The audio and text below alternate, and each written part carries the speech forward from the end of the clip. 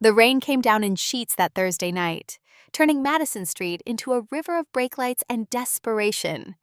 Elena Rodriguez stood in the doorway of the Velvet Table restaurant, watching 50 black cars roll up to the curb like a funeral procession for her old life.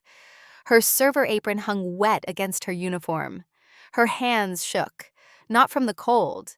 3 days ago, she had $10 to her name. Her last $10. She gave it away to a stranger who forgot his wallet, an old man she would never see again, or so she thought. But here they were. 50 limousines blocking traffic. 50 of the most powerful people in Chicago stepping out onto the rain-slicked pavement. And leading them, walking with a silver-topped cane and a smile that said he knew exactly what he was doing, was the old man from Tuesday night. The one she bought soup for. The one who changed everything. This is how it started. 3 days earlier, with a choice that seemed small at the time. The kind of choice that separates people who survive from people who live. The kind that echoes. Sunday morning at St. Catherine's Catholic Church smelled like incense and old wood, and the particular kind of hope that comes from people who have run out of options. Elena sat in the back pew with her brother Marcus beside her. He was 19. His wheelchair took up the space where 3 people could have sat. The accident 6 months ago had taken their parents and shattered his femur in 7 places. The surgery saved his leg. The physical therapy he needed to walk again cost $8,000. Their insurance did not cover it. Father Miguel stood at the pulpit, a man in his 60s with gray hair and gentle eyes that had seen every kind of suffering Chicago could offer. His voice carried through the church like water finding cracks. "When you have nothing left to give," he said, "give anyway. That is when God sees you most clearly." Elena felt the $10 bill in her coat pocket.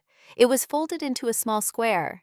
She had been carrying it for 2 days, moving it from pocket to pocket like a talisman. It was supposed to be her bus fare for the week, 3 days to and from work. The math was tight. $10 for 6 bus rides. That left $4 for a loaf of bread. The offering basket came down the aisle. Old Mrs. Chen passed it to Elena. The wicker creaked. Inside were crumpled 1s and 5s, a few coins. Elena looked at the 10. She thought about taking out a single dollar, keeping 9 for herself. God would understand. God knew about bus fare. But Father Miguel's words hung in the air. When you have nothing, give anyway. She put in $5. Kept 5. It felt like a compromise between faith and survival. Marcus squeezed her hand. He had seen the exchange. His eyes said what his mouth did not. Mom would be proud. Their mother Maria had been a nurse. She used to say that mercy was the only currency that mattered. She said it while working double shifts at Northwestern Memorial, coming home at midnight smelling like disinfectant and exhaustion. She said it while helping the neighbor's kid with homework.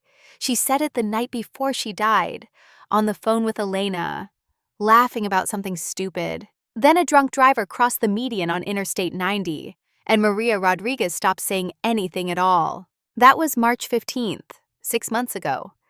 Elena was 23 then, 24 now. She had been in her 2nd year of nursing school at Northwestern, pulling a 3.8 GPA, on track to graduate with honors. She dropped out the day after the funeral. Marcus needed her. He was still in the hospital. Someone had to sign the papers. Someone had to figure out how to pay for everything. The drunk driver had no insurance. His name was Stephen Walsh. He got 8 years. Their parents got nothing. Marcus got a metal rod in his leg and a stack of medical bills that grew like a tumor. After Mass, Dorothy Miller found Elena in the parking lot. Dorothy was 62, black, with hands that had served 10,000 plates and eyes that missed nothing. She worked the day shift at the Velvet Table. Elena worked nights. They overlapped on Sundays. "How you holding up, baby?" Elena pushed Marcus's wheelchair toward their rusted Civic. "We're managing, Miss Dorothy." "Managing." Dorothy repeated the word like it tasted bad. She held out a Tupperware container. "Pot roast from last night. You take this." "I can't keep taking your food." "Child, you can, and you will. That's what community does. We take care of each other." Elena felt something crack inside her chest. The kindness hurt worse than the cruelty. She took the Tupperware. "Thank you." "You working tonight?" 7 to close. Dorothy shook her head. "That man Derek is going to work you into the ground." "I need the job." I know you do, baby, I know. They drove home in silence. Marcus stared out the window at the Sunday morning streets of Austin, the neighborhood they had grown up in. It looked different now, smaller, like a trap they could not escape. Their apartment was on the fourth floor of a building that smelled like boiled cabbage and broken promises. The elevator had been out since August. Elena helped Marcus from the wheelchair to the couch. Every movement hurt him. He tried not to show it. She tried not to see it. "You want the eggs?" she asked. "I'm not hungry." He was always hungry. He was 19. But they were down to their last 2 eggs, and Marcus had learned to lie about being full. Elena cracked them into a pan anyway. The sizzle filled the small kitchen. She scrambled them with a fork and brought the plate to him. "Eat," she said. "What about you?" "I ate at church donuts." Another lie. They were getting good at this. The currency of people who have nothing. While Marcus ate, Elena sat at the kitchen table with her laptop open. The screen glowed blue in the afternoon light. She had a spreadsheet. Column A was what they owed. Column B was what they had. Column B was mostly empty. Funeral costs for 2 people, $12,000. Still owed, $4,000. Medical bills from this accident, $87,000. Insurance covered $120,000. They owed the rest. Marcus's physical therapy, $8,000, not covered. Rent, $1,250 per month. Currently 2 months behind. That was $2,847.50, counting late fees. Utilities, $347 overdue. Her bank account, $7.50. The $5 bill in her pocket, $5. Total assets, $12.50. She closed the laptop. The math did not change no matter how many times she looked at it. Tomorrow was Monday. Their landlord, Mr. Henderson, had left 3 voicemails. The last one was not polite. He wanted his money or he wanted them out. Elena went to the bathroom and turned on the shower to cover the sound. Then she sat on the floor and let herself cry for exactly 5 minutes. No more, no less. She had learned to ration everything, even grief. The Velvet Table was the kind of restaurant that pretended to be fancier than it was. White tablecloths, chandeliers that buzzed, a menu with French words that the kitchen staff pronounced wrong. It sat on Madison Street, between a parking garage and a bank, catering to loot businessmen who wanted to impress clients without spending real money.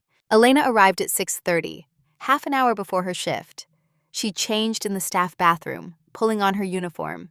Black pants, white button-down shirt, the apron that said "The Velvet Table" in cursive gold script. She looked at herself in the mirror. 24 years old, dark circles under her hazel eyes, hair pulled back so tight it hurt. She practiced smiling. The smile looked like it belonged to someone else. Dorothy was already in the dining room, setting up table 4. She looked up when Elena entered. "You look tired. Didn't sleep much." "Marcus okay? His leg is swelling again. I think it might be infected." Dorothy stopped folding napkins. "You take him to the doctor?" "Can't afford it. Baby, infections don't wait for paychecks." "I know. Promise me you'll take him if it gets worse." "I promise." The kitchen door swung open. Derek Morrison walked out like he owned the place. He was 30 years old, average height, wearing a suit that was too tight and cologne that was too strong. Savage by Dior. You could smell him from across the room. He had been the general manager for 2 years. Before that, nobody knew. He never talked about before. "Table 4 needs water," he said to no one in particular. "Table 7 wants to know about their steaks. And Elena, if I see you leaning on that counter again, I'm docking your pay." Elena straightened. "I'm setting up, Mr. Morrison." "Set up faster." Dorothy stepped forward. "Derek, she just got here." "And she's already behind." Derek turned to Elena. His eyes were hard. "You know how many girls are waiting for your job? Girls who smile more. Girls who don't look like they're carrying the weight of the world." Elena bit the inside of her cheek, tasted copper. "I'll move faster." "See that you do." He walked away. The cologne lingered. Dorothy waited until he was out of earshot. "That man is going to hell in a gasoline suit." "He's just stressed," Elena said. But she did not believe it. Derek Morrison was not stressed. He was cruel. There was a difference. Stress came from pressure. Cruelty came from somewhere darker. What Elena did not know, what nobody at the restaurant knew, was that Derek Morrison used to be a different person. 3 years ago, he taught high school English in Evanston. He was married to a woman named Sarah, who was 7 months pregnant with their daughter. They were going to name her Emma. They had the nursery painted yellow, gender neutral.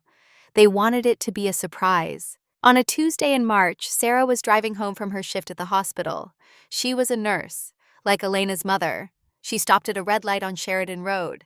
A car going 60 miles an hour ran the light. The driver was drunk, .24 blood alcohol. He walked away with scratches. Sarah died on impact.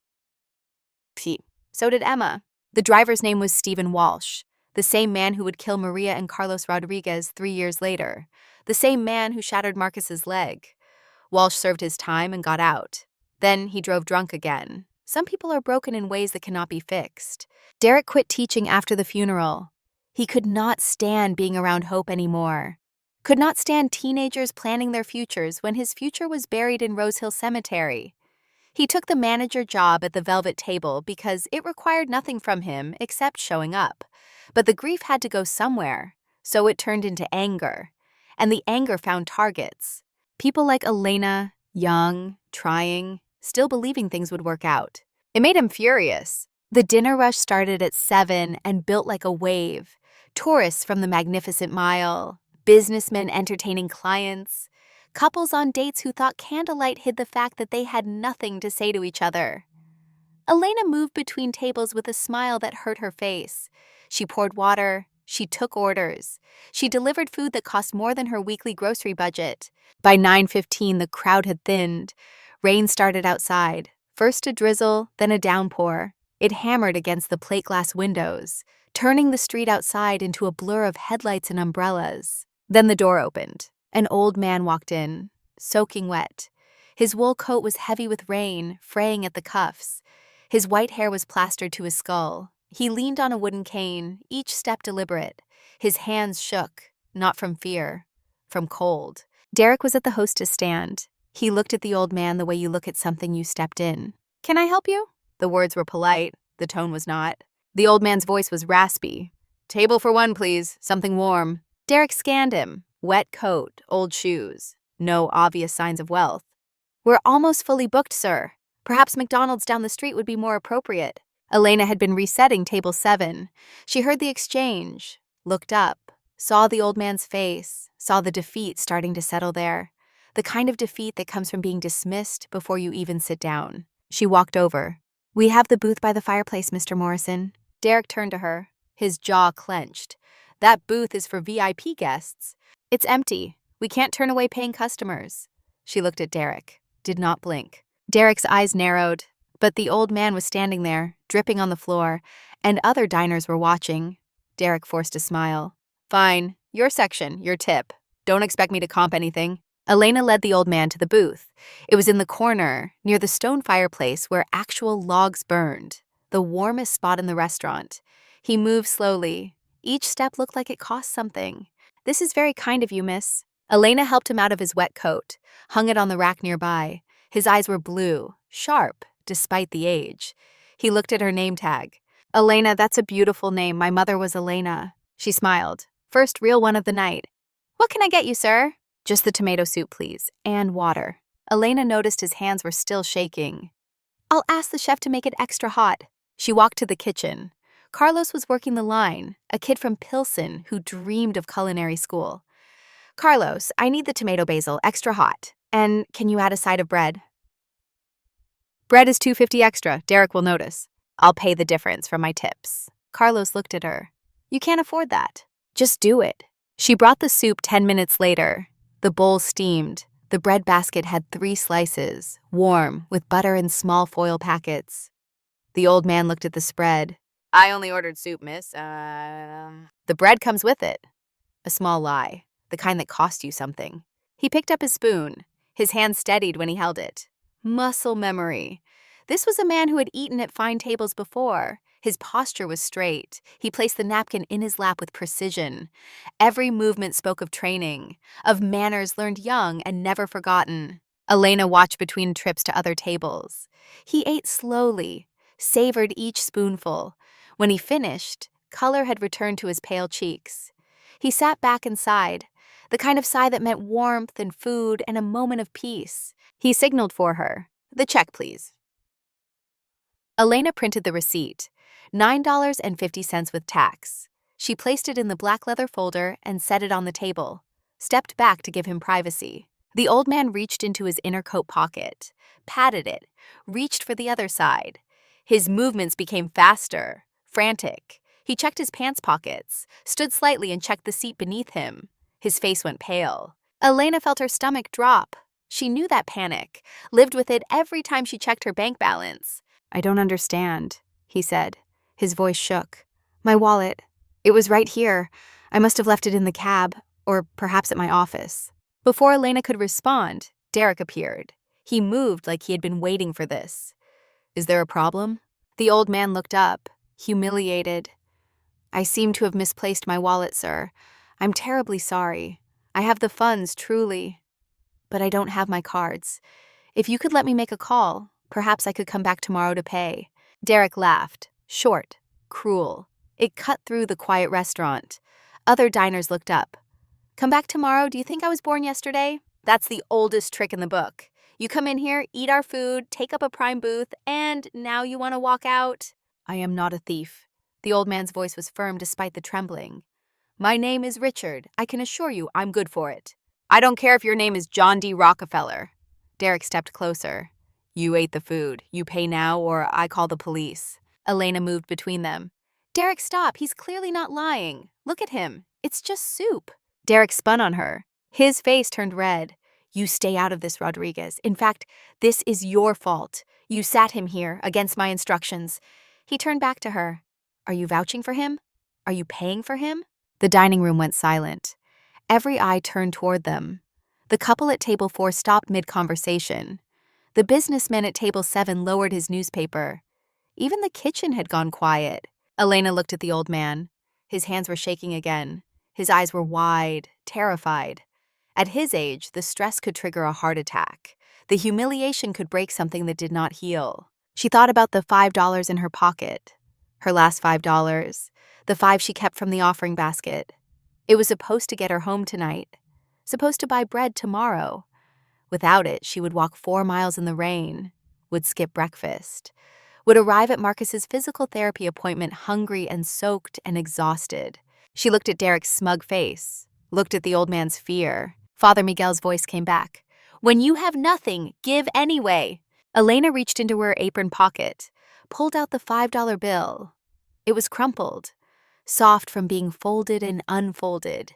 She had 4 ones and change in her other pocket, just enough to cover the soup, just enough to destroy her week. "Yes?" Her voice was steady, clear. "I'm paying for him." She smoothed the bills on the table, placed them in the leather folder. $9.50. Derek snatched it up, checked to make sure the money was real, sneered. "Keep the change, Rodriguez. 50 cents. Big spender." He walked away. The old man stood slowly, leaning on his cane. He took Elena's hand. His grip was surprisingly strong. "Miss Elena." His voice was thick. "You didn't have to do that. That looked like money you needed." Elena forced a smile, the kind that hides everything. "It's just money, sir. No one deserves to be treated like a criminal over soup. Please don't worry about it." The old man held her hand a moment longer, looked at her name tag again. "Elena Rodriguez. I won't forget this. I promise you, I won't forget." "You should go," she said gently, "before he decides to call the police anyway." He adjusted his coat, picked up his cane, walked toward the door, turned back once. "I won't forget." Then he was gone. Into the rain, into the night. Elena stood there for a moment. The adrenaline was fading. The reality was setting in. She had given away her bus fare, her food money, her safety net, for a stranger, an old man she would never see again. She turned to clear the table. Derek was standing by the kitchen doors, arms crossed, that malicious grin on his face. "You think you're a hero, Rodriguez?" Elena looked at him, said nothing. "Pack your things." His voice carried through the room. "You're fired." The words landed like a punch. "Why?" "You heard me." Insubordination. Embarrassing management in front of customers. Questioning my authority. Get your stuff and get out. And don't bother asking for a reference. Elena did not argue. Could not. What was the point? Derek had all the power. She had none. She untied her apron, placed it on the table where the old man had sat, walked to the staff bathroom, grabbed her coat and bag. Dorothy followed her. "Elena, baby, this isn't right." "I know. I'll talk to the owner. I'll tell him what happened." "The owner doesn't care, Miss Dorothy. Derek cuts costs. That's all that matters." Dorothy pulled her into a hug. "You did a good thing tonight. God sees that." Elena hugged her back, felt the tears coming, pushed them down. "I have to go." She walked out into the rain. It was coming down hard now. No umbrella, no bus fare. 4 miles to home. The water soaked through her coat in the first block. Her shoes filled with cold water by the second. The streets were empty except for the occasional taxi that splashed past without slowing down. Elena walked with her head down, past warm cafes where people sipped coffee and checked their phones, past apartment buildings with doormen who stood dry under awnings, past lives that looked easy from the outside. She thought about Marcus waiting at home, about the rent due tomorrow, about the eviction notice that was probably already taped to their door, about the physical therapy appointment on Wednesday that they could not afford, about the bills piling up like snow, about the fact that she had just given away the last bit of margin they had. For soup, for a stranger, for nothing. The walk took an hour and 40 minutes. By the time she reached their building, her hands were numb, her teeth chattered. The elevator was still broken. She climbed the 4 flights of stairs. Each step felt like climbing out of a grave. She stood outside their door, practiced her smile, made sure it did not shake. Marcus could not know. He blamed himself enough already. She opened the door. Marcus was on the couch, his textbook open on his lap. He looked up. His face lit up, then fell when he saw her. "May, you're soaked. Where's your umbrella?" "Left it at work. How was your day?" "Fine. Did you eat?" Another lie coming. "Had a big meal at the restaurant. Chef made pasta. I'm stuffed. You eat those eggs?" "Yeah, they were good." He was lying too. She could see the eggs still in the fridge through the kitchen door. They were both getting so good at this. The art of pretending everything was fine when everything was falling apart. "How was work?" Marcus asked. "Did Derek finally ease up on you?" Elena's smile held. "Barely. It was fine. Busy. Yeah, good tips."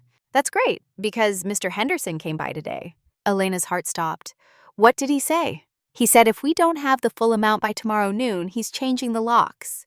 "He wasn't nice about it, May. He said we've had enough chances." Tomorrow noon. 12 hours from now. She had $12.50. Needed $2,847.50. The math was simple. Impossible, but simple. "Don't worry about Mr. Henderson," Elena said. "I've got it covered, Hakumariver." "You do?" "Yes. The tips tonight were really good, really good." Marcus looked at her, searching her face, wanting to believe her, needing to believe her. "You're the best sister in the world, you know that?" "You're pretty great yourself, kid." She kissed his forehead, helped him to the bedroom, got him settled.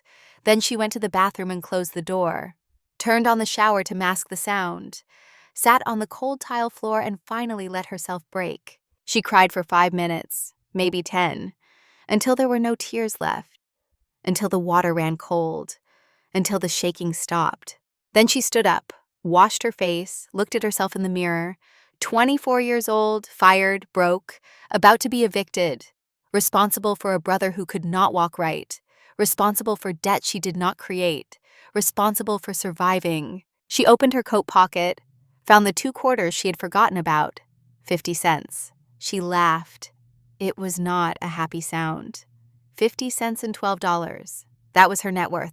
That was what she had to show for 24 years of life. She went to bed but did not sleep, stared at the ceiling, listened to Marcus snoring softly in the living room, thought about her parents, about what they would say if they could see her now, about whether they would be proud or disappointed.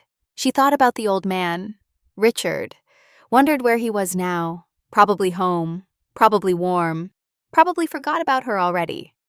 People like him did not remember people like her. That was how the world worked. She was wrong. While Elena lay awake counting the cracks in her ceiling, Richard Blackwell sat in the back of a Rolls-Royce Phantom that had been waiting around the corner. The interior smelled like leather and money. Harrison, his driver and head of security for 20 years, looked at him in the rearview mirror. How was she, sir?" Richard's voice changed, no longer frail, strong, clear. Perfect. She passed. He pulled out his phone, dialed a number. Someone answered on the first ring. "Get me the acquisition team," Richard said. "I need to buy a building. Tonight. Yes, tonight. I don't care what time it is. The building at 1550 West Madison. The one that houses the Velvet Table restaurant. I want the deed by morning." He hung up, dialed another number. "Gerald, it's Richard. I know it's late. Listen, remember that merger in '98? The one where I saved your company? I'm calling in the favor. I need you and 49 of your richest friends tomorrow morning. Bring the cars. The nice ones. We're going to breakfast." Harrison watched at the mirror. "This is really it, sir, after 50 years? Richard looked out the window. Somewhere in the rain, Elena Rodriguez was walking home. Soaked, fired, broke, thinking she had lost everything. "She gave me her last $10, Harrison. Didn't know who I was. Didn't ask for anything in return. Just saw an old man who needed help and helped him." "What now?" "Now," Richard smiled. "Now I'm going to give her the world. But first, I need to know everything about her. Her full story. I need to be sure." Harrison pulled out a tablet. "I'll have the file by morning, sir." "Good, because tomorrow, Elena Rodriguez's life is about to change. And a man named Derek Morrison is about to learn what happens when you mistake kindness for weakness." Richard leaned back in the seat, closed his eyes. He was 80 years old, dying of cancer, had 6 months left, maybe less.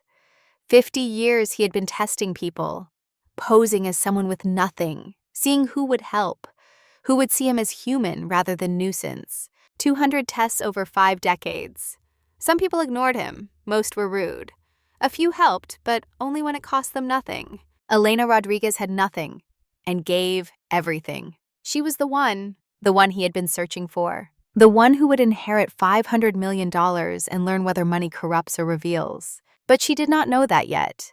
Right now she was walking through the rain, 4 miles, alone, thinking she had hit rock bottom. She had no idea that rock bottom was about to become the foundation of an empire, that her last $10 was about to buy her a kingdom. That kindness, the one currency that truly matters, was about to pay dividends that would silence every voice that ever told her she was not enough.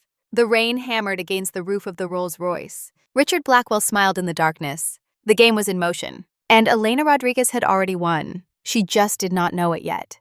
Tuesday morning came too soon.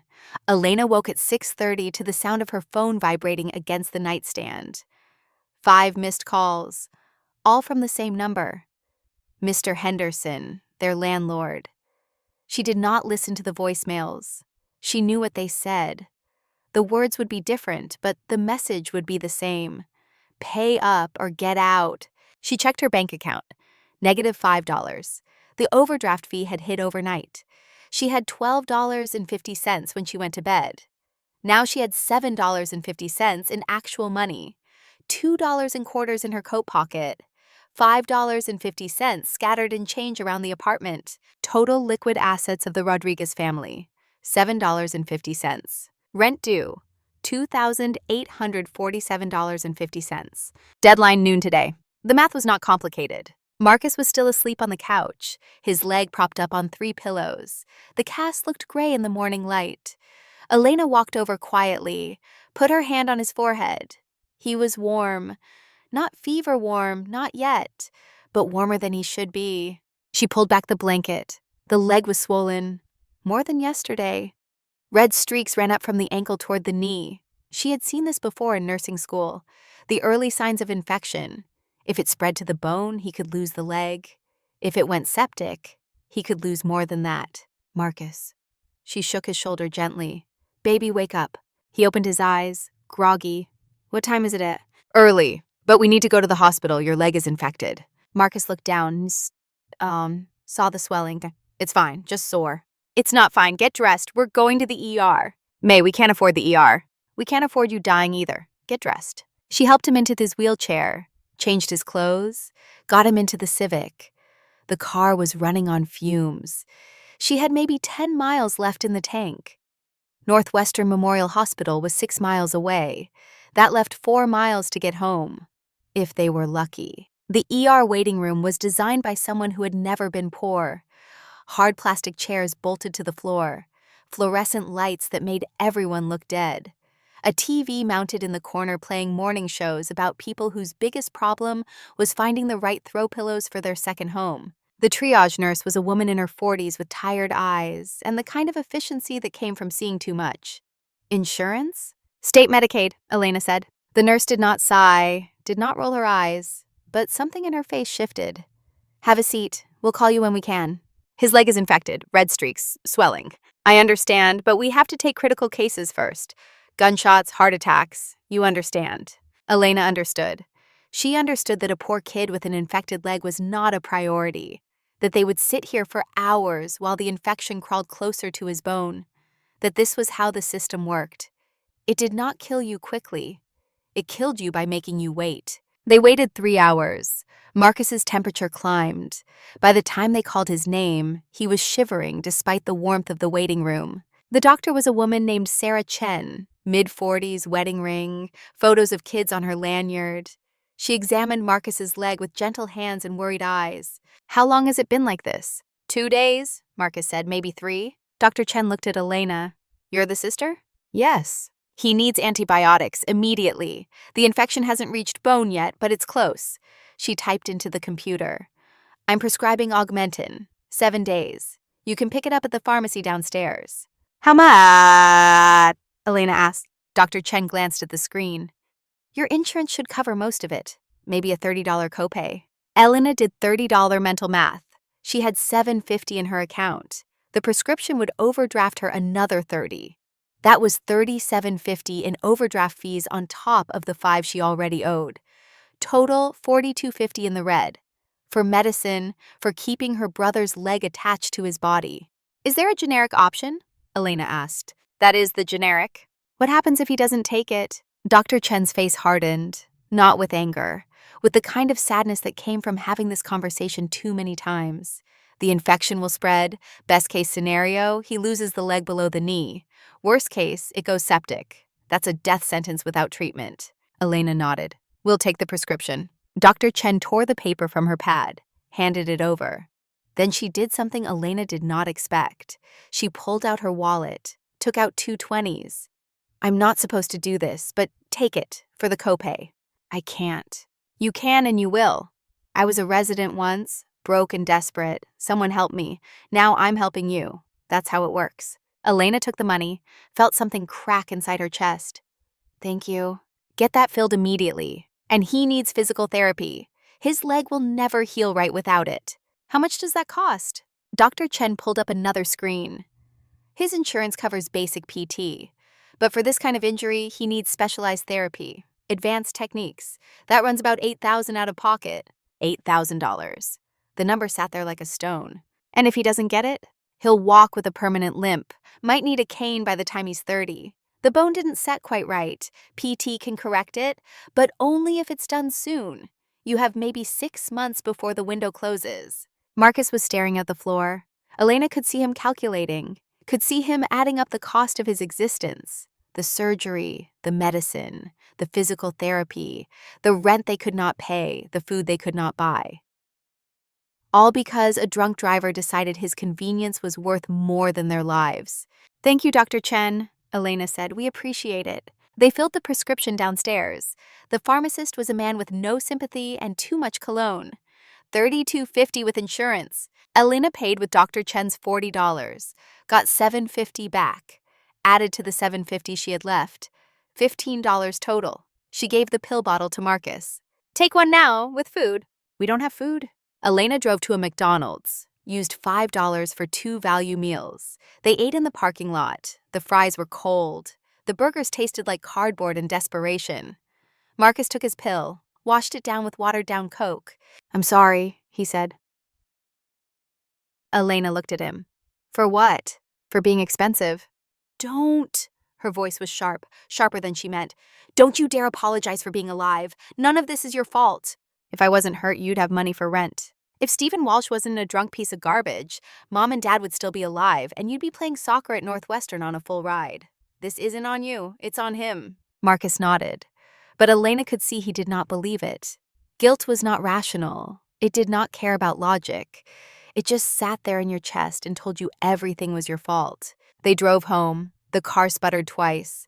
Elena said a prayer to a god she was not sure was listening. The Civic made it to their building.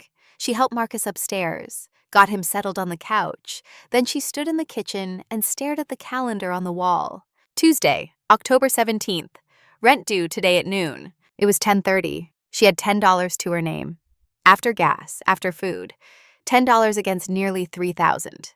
The phone rang. She did not answer. It was Mr. Henderson. She was sure of it, calling to tell her the locks were being changed, that their belongings would be on the curb, that they had 24 hours to figure out where people with no money and no options go when the world decides they do not deserve shelter. Across the city, in a neighborhood where the houses had names instead of numbers, Richard Blackwell sat in his study watching the sunrise through floor-to-ceiling windows. The room smelled like old leather and older money, the kind of money that did not need to prove itself, that existed simply because it had always existed. Harrison entered without knocking. He carried a tablet and a look of concern that came from 20 years of knowing when his employer was about to do something either brilliant or insane. "The file on Elena Rodriguez, sir." Richard took the tablet, swiped through the pages, each one a piece of her life laid bare. Birth certificate, school records, nursing school transcripts, credit reports, bank statements, medical bills. Every document told the same story. Good kid, hard worker, destroyed by circumstances beyond her control. He read the accident report. March 15th, 2024. Interstate 90, 10:47 p.m. Maria Elena Rodriguez, age 48, nurse at Northwestern Memorial, pronounced dead at scene. Carlos Rodriguez, age 51, carpenter, died in ambulance. Marcus Rodriguez, age 18, shattered femur, 6-hour surgery, survivor. Driver, Stephen Walsh, age 36, blood alcohol 0.24, prior DUI conviction, served 3 years, released on parole, violated parole by drinking again, fled scene, caught 2 hours later at a bar, 8-year sentence. Richard stopped reading, looked up at Harrison. This man killed 2 people and only got 8 years? Yes, sir. The justice system is not designed for justice. Richard kept scrolling, found Elena's financial records, student loans for nursing school, $42,000, credit card debt from the funeral, $12,000, medical bills for Marcus, $87,000. Her bank account history showed a steady decline, money going out, nothing coming in. Tips from the restaurant barely covering food, rent going unpaid, utilities shut off twice, the trajectory of someone drowning in slow motion. "Tell me about the physical therapy," Richard said. Harrison pulled up another document. Marcus Rodriguez needs advanced PT to correct the bone alignment, $8,000, not covered by insurance. Without it, he'll have permanent mobility issues. The doctors say he has a 6-month window.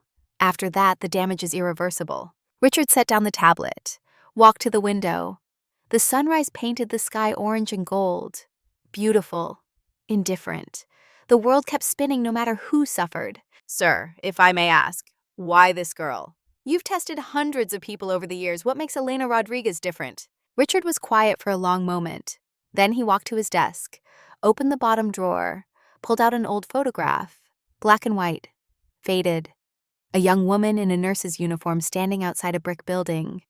Her smile was tired, but genuine, the kind of smile worn by people who helped others for a living.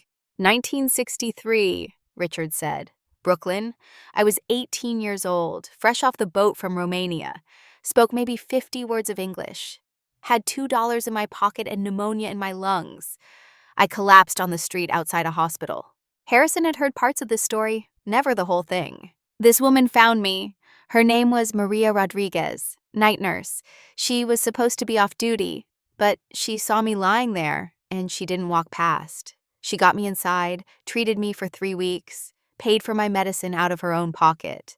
$3 per bottle, penicillin. I would have died without it. Elena's grandmother. Yes, Maria Rodriguez, Elena's maternal grandmother. I promised her I would repay the debt. She said no. Said helping people was not a transaction, it was a duty. But I promised anyway. Richard handed the photo to Harrison. I built my fortune, tried to find Maria. She had moved. Her daughter, Maria Jr., Elena's mother, I found her in 95. Offered to pay for college, for her wedding, for anything. She refused. Said the Rodriguez family made their own way. So you watched from a distance. I did.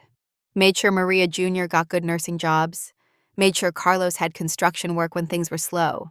Anonymous scholarships for the kids, small things, until the accident. Harrison understood. And when you heard about the accident, you knew it was time to honor the promise. I'm 80 years old, Harrison. Pancreatic cancer, stage 4. Dr. Park says I have 4 to 6 months, maybe less. I have $500 million in my charitable foundation and no heirs, no family. I've been testing people for 50 years, trying to find someone worthy, someone pure. He took back the photograph, looked at Maria Rodriguez's face. Elena is her grandmother's blood. But blood means nothing. Character is what matters. So I tested her, posed as a man with nothing, saw if she would help, if she would see me as human instead of nuisance. And she gave you her last $10. She gave me everything she had, Harrison. Didn't know who I was. Didn't expect anything in return. Just saw an old man who needed help and helped him. That's the Rodriguez way. That's what her grandmother taught her mother. What her mother taught her. Mercy is not a transaction. It's a duty. Richard sat down at his desk. The leather chair creaked. Get me the acquisition team. I want to buy the building at 1550 West Madison. The one housing the velvet table. I want Derek Morrison's employment contract terminated. I want Elena Rodriguez to have a choice, the restaurant or the money to start over. Her call. And the foundation, sir? She'll get it. But I need to test her first. Need to make sure power doesn't corrupt her, that she can balance kindness with business, that she won't become what she hates. Harrison nodded. When do we move? Thursday morning. But first, I need to make some calls. I need witnesses, people who understand what we're doing. This isn't just about helping one girl. It's about showing the world what happens when you bet on kindness instead of cruelty. Richard picked up his phone, started dialing. The first call went to Jonathan Sterling, CEO of Sterling Tech, $8 billion company. Friend for 30 years. Jonathan, it's Richard. I need a favor. Big one. Are you free Thursday morning? The second call went to Elena Vance, Hotel Empire, Society Queen, woman who chaired every charity gala in Chicago. Elena, darling, Richard Blackwell, listen, I'm cashing in those favors you owe me, all of them, Thursday, 9 a.m., bring your car, the nice one. Third call, fourth, fifth. Richard worked through his contact list like a general assembling an army. Each person owed him something, a business deal, a recommendation, a quiet word in the right ear. Now he was calling in every chip, every favor, every debt. By the time he finished, he had commitments from 48 people, the most powerful individuals in Chicago, CEOs, philanthropists, politicians, doctors, artists, old money and new, black cars and quiet influence. Thursday morning, Richard told each of them, 9 a.m. Millennium Park. I'll explain when you get there. Trust me. You won't want to miss this. Harrison watched his employer work. Saw the energy return, the fire in his eyes. Richard Blackwell was dying, but he was not dead yet, and he was going to spend his last months making sure one good deed rippled into 1,000 more. Sir, what if she refuses? What if Elena doesn't want the money? Richard smiled. Then she really is her grandmother's heir, and I'll find another way to help her. But I don't think she'll refuse, not when she sees what we're offering, not a handout. A partnership, a chance to build something that matters. He looked at the photo of Maria Rodriguez one more time. I'm coming, Maria. 61 years later. But I'm keeping the promise. Your granddaughter won't suffer another day. Not while I'm still breathing. Wednesday morning. Elena woke to pounding on the door. Marcus was still asleep. The antibiotics had knocked him out. His fever had broken sometime in the night. She checked his leg. The swelling was down. The red streaks were fading. One crisis averted. 1,000 more waiting. She opened the door. Mr. Henderson stood there with a clipboard and a smirk. He was a man in his 60s with thin hair and thick contempt for anyone who could not pay rent on time. Miss Rodriguez. Mr. Henderson, it's Wednesday. You were supposed to have my money Monday, then Tuesday. Now it's Wednesday. I've been more than patient. I know, I'm working on it. Working on it isn't paying it. I want cash by tomorrow noon, not a check, not a promise. Cash, or I'm changing the locks. Tomorrow noon. That's 24 hours, Miss Rodriguez. Figure it out. He left. The door slammed. Marcus stirred on the couch. Was that Henderson? Yeah. What did he say? Nothing important. Go back to sleep. Elena walked to the kitchen, made coffee with the last of their grounds, sat at the table, stared at nothing. She had $10, needed nearly $3,000. The hospital had taken Dr. Chen's $40 for medicine. The McDonald's had taken $5 for food. She was back where she started, broke and getting broker. Then she remembered. The tip jar. On Monday, before everything fell apart, she had worked the lunch shift at the Velvet Table. Busy shift, good tips. She had stashed the cash in a jar behind the coffee maker in the kitchen. Derek never checked. The lunch tips were split among the servers. But Elena had been the only one working that Monday lunch. The jar should have $60 or $70 in it. Maybe $80 if she was lucky. $80 would not save them. But it would buy food, bus fare, time to figure out what came next. She had to go back. The thought made her sick. Returning to the Velvet Table, facing Derek, begging for her own money. But pride was a luxury she could not afford. Her brother needed food, needed medicine, needed a roof over his head for one more night, while she figured out how to find $3,000 that did not exist. "Marcus," she called, "I'm going out for a bit, need to pick up some groceries." He mumbled something from the couch, still half asleep. Good. He would not ask questions. Elena stopped at St. Catherine's on the way. The church was empty. Mid-morning, she sat in the back pew, the same spot as Sunday. Felt like a lifetime ago. 4 days. But measured in disaster, it was an eternity. Father Miguel was in his office. She could see the light under the door. She walked over, knocked. "Come in." Father Miguel looked up from his desk. His face broke into a smile that faded when he saw her expression. "Elena, mija, what's wrong?" "Everything. I need help, Father." "Sit, tell me." She sat. The words came out in a rush. Lost her job. Marcus's infection. The rent due tomorrow. The tip jar she had to retrieve. The humiliation of returning to face the man who fired her. All of it spilled out until there was nothing left. Father Miguel listened, did not interrupt. When she finished, he opened his desk drawer, pulled out an envelope. "Emergency fund," he said. $200, take it. "Father, I can't keep taking from the church." "You're not taking from the church. You're accepting help from your community. Big difference. And you've been serving this parish since you were 16, volunteering at the food bank, helping with the youth group, reading to the seniors. You've given more than you've taken. Now it's our turn to give back." Elena took the envelope, opened it, 10 $20 bills, crisp, new. "Thank you." "Elena, look at me." She looked up. "You gave your last $10 to a stranger. That wasn't foolish. That was faithful. God sees that. I see that. The world sees that, even if it doesn't know how to respond yet. It feels like I'm being punished for doing the right thing. Sometimes it does feel that way. But the right thing is still the right thing, even when it costs everything. Especially when it costs everything." Elena nodded, put the envelope in her pocket. "I should go. One more thing." Father Miguel stood, walked around the desk, placed his hands on her shoulders. "You're not alone. You've been carrying this like it's all on you. But you have people who care. Dorothy from the restaurant, Dr. Chen, me, your brother. We're your community. Let us help." "I'm trying." "Try harder." She left the church. The $200 felt heavy in her pocket. It was not enough, but it was something. Combined with the tip jar, she would have enough for food, for gas, for one more week of survival while she figured out how to find a new job, how to pay rent, how to keep Marcus's leg from getting infected again, how to do the impossible with nothing. The Velvet Table looked the same, white tablecloths, buzzing chandeliers, the smell of grease and aspiration. Elena walked through the front door. The bell chimed. Derek's voice came from the back. "We're closed until 11. "I know." Derek appeared from the kitchen. Saw her. His expression shifted from annoyance to something darker.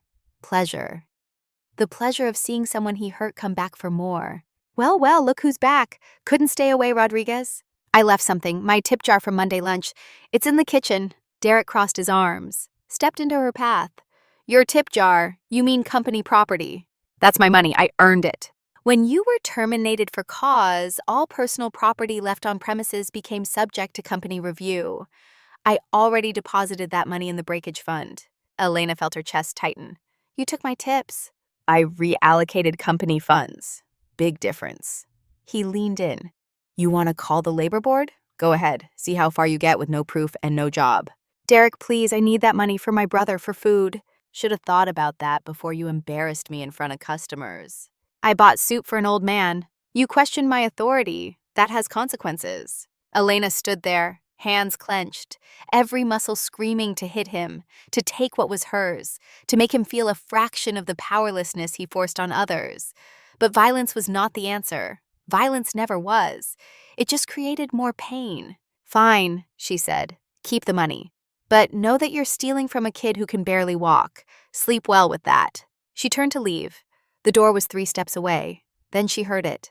The sound that changed everything. A rumble, deep, mechanical, growing louder. Derek heard it too. What is that? Is there construction outside? Elena looked through the glass door. Her mouth fell open. Turning the corner onto Madison Street was a car. Not just any car. A Rolls-Royce Phantom. Gleaming black. Chrome grille catching the morning sun. And behind it, another. A Mercedes S-Class. Silver. And behind that, a BMW 7 Series. One after another. Luxury vehicles sliding into place like chess pieces. They kept coming. 10, 20, 30, 40, 50 cars. Filling the street, double parking, triple parking. Traffic stopped. Pedestrians froze. Phones came out. People filmed. This was not normal. This was something else. The engines cut. The silence was heavier than the sound. Doors opened. Men in suits stepped out. Women in elegant dresses. These were not just rich people. This was power made visible. CEOs, philanthropists, names Elena recognized from newspapers, faces from television. And leading them, walking with that silver-topped cane and those sharp blue eyes, was Richard, the old man from Tuesday night. Except he did not look old anymore, did not look frail. He wore a navy suit that fit perfectly, walked with confidence. Behind him, 50 of the most powerful people in Chicago formed a line. Derek's face went pale. That's the homeless guy, the bum from Tuesday. Elena could not speak, could not move, could only watch as Richard walked toward the restaurant, toward her, toward the moment that would split her life into before and after. The door opened. The bell chimed. Richard stepped inside. Good morning, Elena, he said. His voice was warm, strong. My friends and I are quite hungry. We'd like to reserve every table you have, but only if you serve us. Derek found his voice, switched modes immediately, from bully to sycophant in 2 seconds. Welcome to the Velvet Table. I'm Derek Morrison, General Manager. We would be honored to serve your party. I'll get the staff together immediately and we can seat you in our finest section. Richard held up his hand. Derek stopped talking. Richard turned to the 50 people behind him. They stood in the doorway, waiting. Everyone, Richard said. This is her. This is the young woman I told you about. Elena Rodriguez, the one who gave me her last $10. The one who saw an old man with nothing and gave him everything. 50 pairs of eyes turned to Elena. There was no judgment there, only respect. Richard looked back at her. Elena, my friends are very particular. We only want to be served by you, exclusively. Derek jumped in. But sir, 50 people and 1 server, that's not really feasible. Then you should start prepping the kitchen, Mr. Morrison, because nobody else touches our food. Richard stepped closer to Elena, close enough to whisper. And Elena, I seem to have forgotten my wallet again. He winked. But my friends tend to be very generous tippers. Elena stood there, frozen, her brain trying to catch up. Richard was not homeless. Richard was powerful. Richard had brought 50 millionaires to the restaurant that fired her, and they wanted her to serve them. None of it made sense. All of it felt like a dream. But Derek's face was real. The fear there was very real. And that fear told Elena that whatever was happening, it was about to change everything. Richard smiled at her. Patient, kind, waiting for her answer. What do you say, Elena? Will you serve us breakfast? She looked at the 50 faces in the doorway, looked at Derek, sweating and terrified, looked at Richard, calm and certain. Then she heard Father Miguel's voice in her head. You gave your last $10. That was faithful, she heard her mother's voice. Mercy is not a transaction, it's a duty, she heard her grandmother's voice, even though she barely remembered her. When you have nothing, give anyway. Elena took a breath, straightened her shoulders, looked Richard in the eye. Yes, she said, I'll serve you. Richard's smile widened. Excellent, then let's begin. He gestured to his friends. They walked in, 50 of the most powerful people in Chicago filing into the velvet table like it was a boardroom, like it was a church, like it was the most important meal they would ever eat. And maybe it was, because Elena Rodriguez, 24 years old, fired and broke and desperate, was about to learn that $10 was not the end of her story. It was only the beginning. 50 people filled the velvet table like water finding every crack. They moved with purpose, with silence, with the kind of coordination that came from lives spent in boardrooms where millions moved on a nod. Elena stood frozen near the hostess stand, her hands trembling.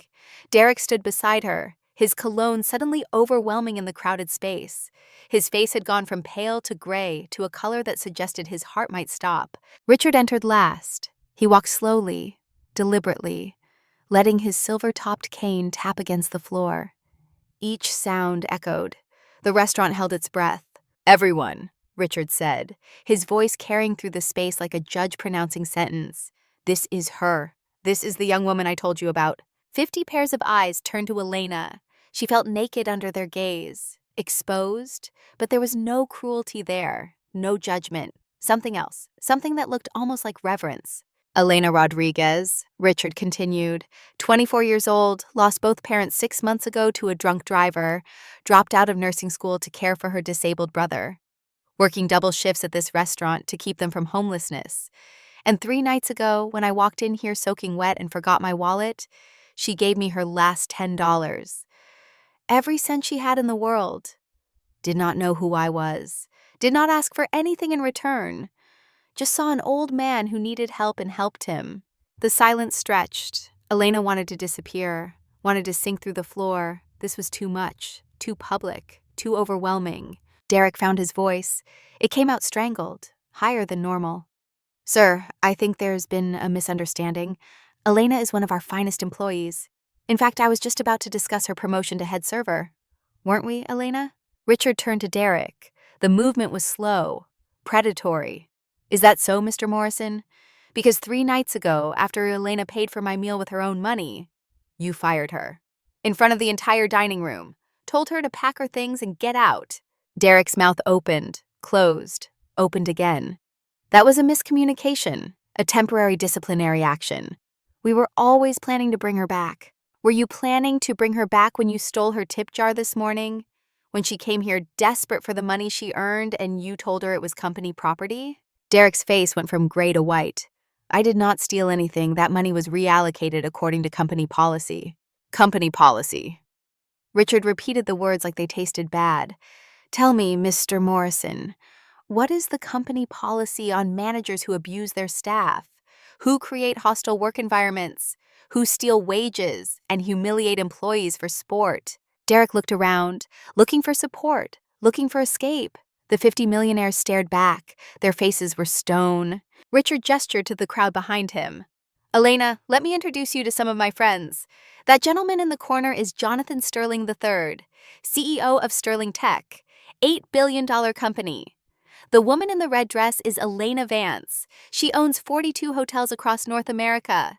The man with the silver hair is Marcus Thorne, commercial real estate, $3 billion in assets. And that is just the first 3. Everyone here represents more wealth and power than you can imagine, and they are here for one reason. He turned back to Elena. They are here because I asked them to witness something, to see what happens when kindness meets opportunity, when someone who has nothing gives everything, when the world decides to bet on goodness instead of cruelty. Elena felt tears building. She fought them back. Not here, not now. Mr. Blackwell, I don't understand. Richard, please. And I think you do understand. You understand that what you did 3 nights ago was not about money. It was about character. You saw someone suffering and you could not walk past, even when it cost you everything. That is rare, Elena. Rarer than you know. He looked at Derek. And you, Mr. Morrison. You saw the same situation and you chose cruelty. You chose to humiliate, to punish, to make yourself feel powerful by making others feel small. That is common, too common. And it ends today. Derek's hands were shaking. He clasped them together to hide it. Sir, if I offended you in any way, I sincerely apologize. But this is my restaurant. I'm the manager here. And I'm going to have to ask you to either order or leave. We have health codes, fire marshal regulations. 50 people in this space is a violation. Richard smiled. It was not a kind smile. Your restaurant. Interesting choice of words. Tell me, Mr. Morrison, do you own this building? The restaurant group leases the space from the property owner. And who is the property owner? Derek pulled out his phone, scrolled. His hands were shaking harder now. Henderson Properties, some guy named Robert Henderson. Called him last night, offered him 3 times market value for the building. Cash. He accepted. As of 6 a.m. this morning, I own this property. Richard pulled a folded paper from his jacket. I also bought the outstanding debt of the restaurant group that operates the Velvet Table. They owe their suppliers $400,000. I paid it, with interest, and as part of the transaction, I acquired their lease agreements. All of them. He unfolded the paper, held it up. Elena could see legal letterhead, signatures, seal. I own this building, Mr. Morrison. I own the lease. I own the tables, the chairs, the kitchen equipment, and your employment contract. Richard dropped the paper on the nearest table. Which means I own you. Derek grabbed the edge of the hostess stand. His knees had stopped working properly. You bought the building just to fire me? No, I bought the building to give Elena a choice. But firing you is a pleasant bonus. Derek's voice came out as a whisper. Who are you? Richard stepped closer, close enough that Derek had to look up at him, despite being younger and taller. My name is Richard Blackwell, founder of Blackwell Capital. You may have heard of it. We manage $42 billion in assets. Venture capital, real estate, technology, shipping. I've built hotels in Dubai and hospitals in Chicago. I've dined with presidents and bankrolled senators. I've spent 50 years building an empire from nothing.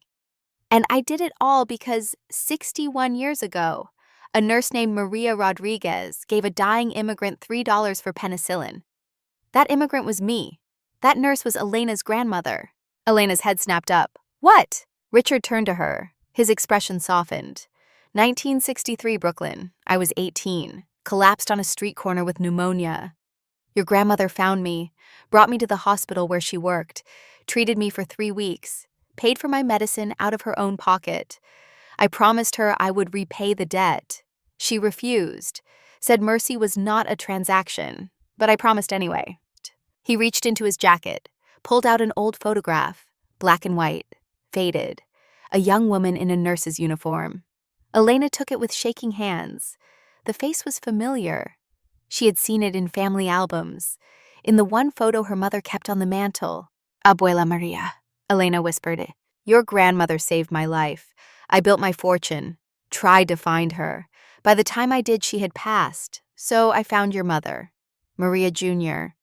Offered to help, she refused, said the Rodriguez family made their own way. I respected that. Watched from a distance. Made sure your parents had good jobs. Made sure you and your brother had opportunities. And when the accident happened, when I heard that Maria Rodriguez's granddaughter had lost everything, I knew. This was my chance to honor the promise, to repay the debt, to see if the Rodriguez mercy was genetic or taught. He gestured around the restaurant. So I tested you, posed as a man with nothing. Saw if you would help, if you would see me as human instead of nuisance. 200 tests over 50 years, Elena. Most people ignored me, some were rude, a few helped, but only when it cost them nothing. You gave me everything, your last $10. That told me what I needed to know. Elena could not speak, could not think. The photograph was shaking in her hands. Her grandmother, the woman who died when Elena was 10. The woman her mother talked about in hushed reverence. The woman who apparently started all of this 61 years ago with $3 and a bottle of penicillin. Derek was still holding the hostess stand like it was the only thing keeping him upright. So what now? You fire me and give her the restaurant? Is that how this works? That depends on Elena. Richard turned back to her. I bought this building, this restaurant, but I don't need another business to manage. I have enough of those. What I need is someone who understands that hospitality is about kindness, not profit. Someone who knows what it means to serve. Someone who will run this place the way your grandmother would have wanted."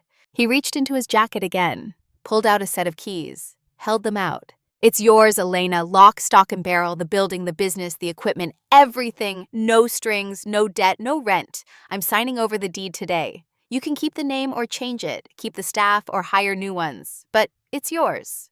Elena stared at the keys. They were silver, gleaming, impossible. "I can't accept this. It's too much. I don't know how to run a restaurant. I'm just a server." "You're not just anything. You're the granddaughter of the woman who saved my life. You're someone who gave her last $10 to a stranger.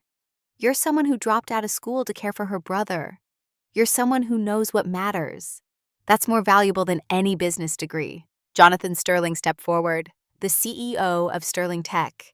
He was in his 50s, silver-haired, with the kind of confidence that came from success measured in billions.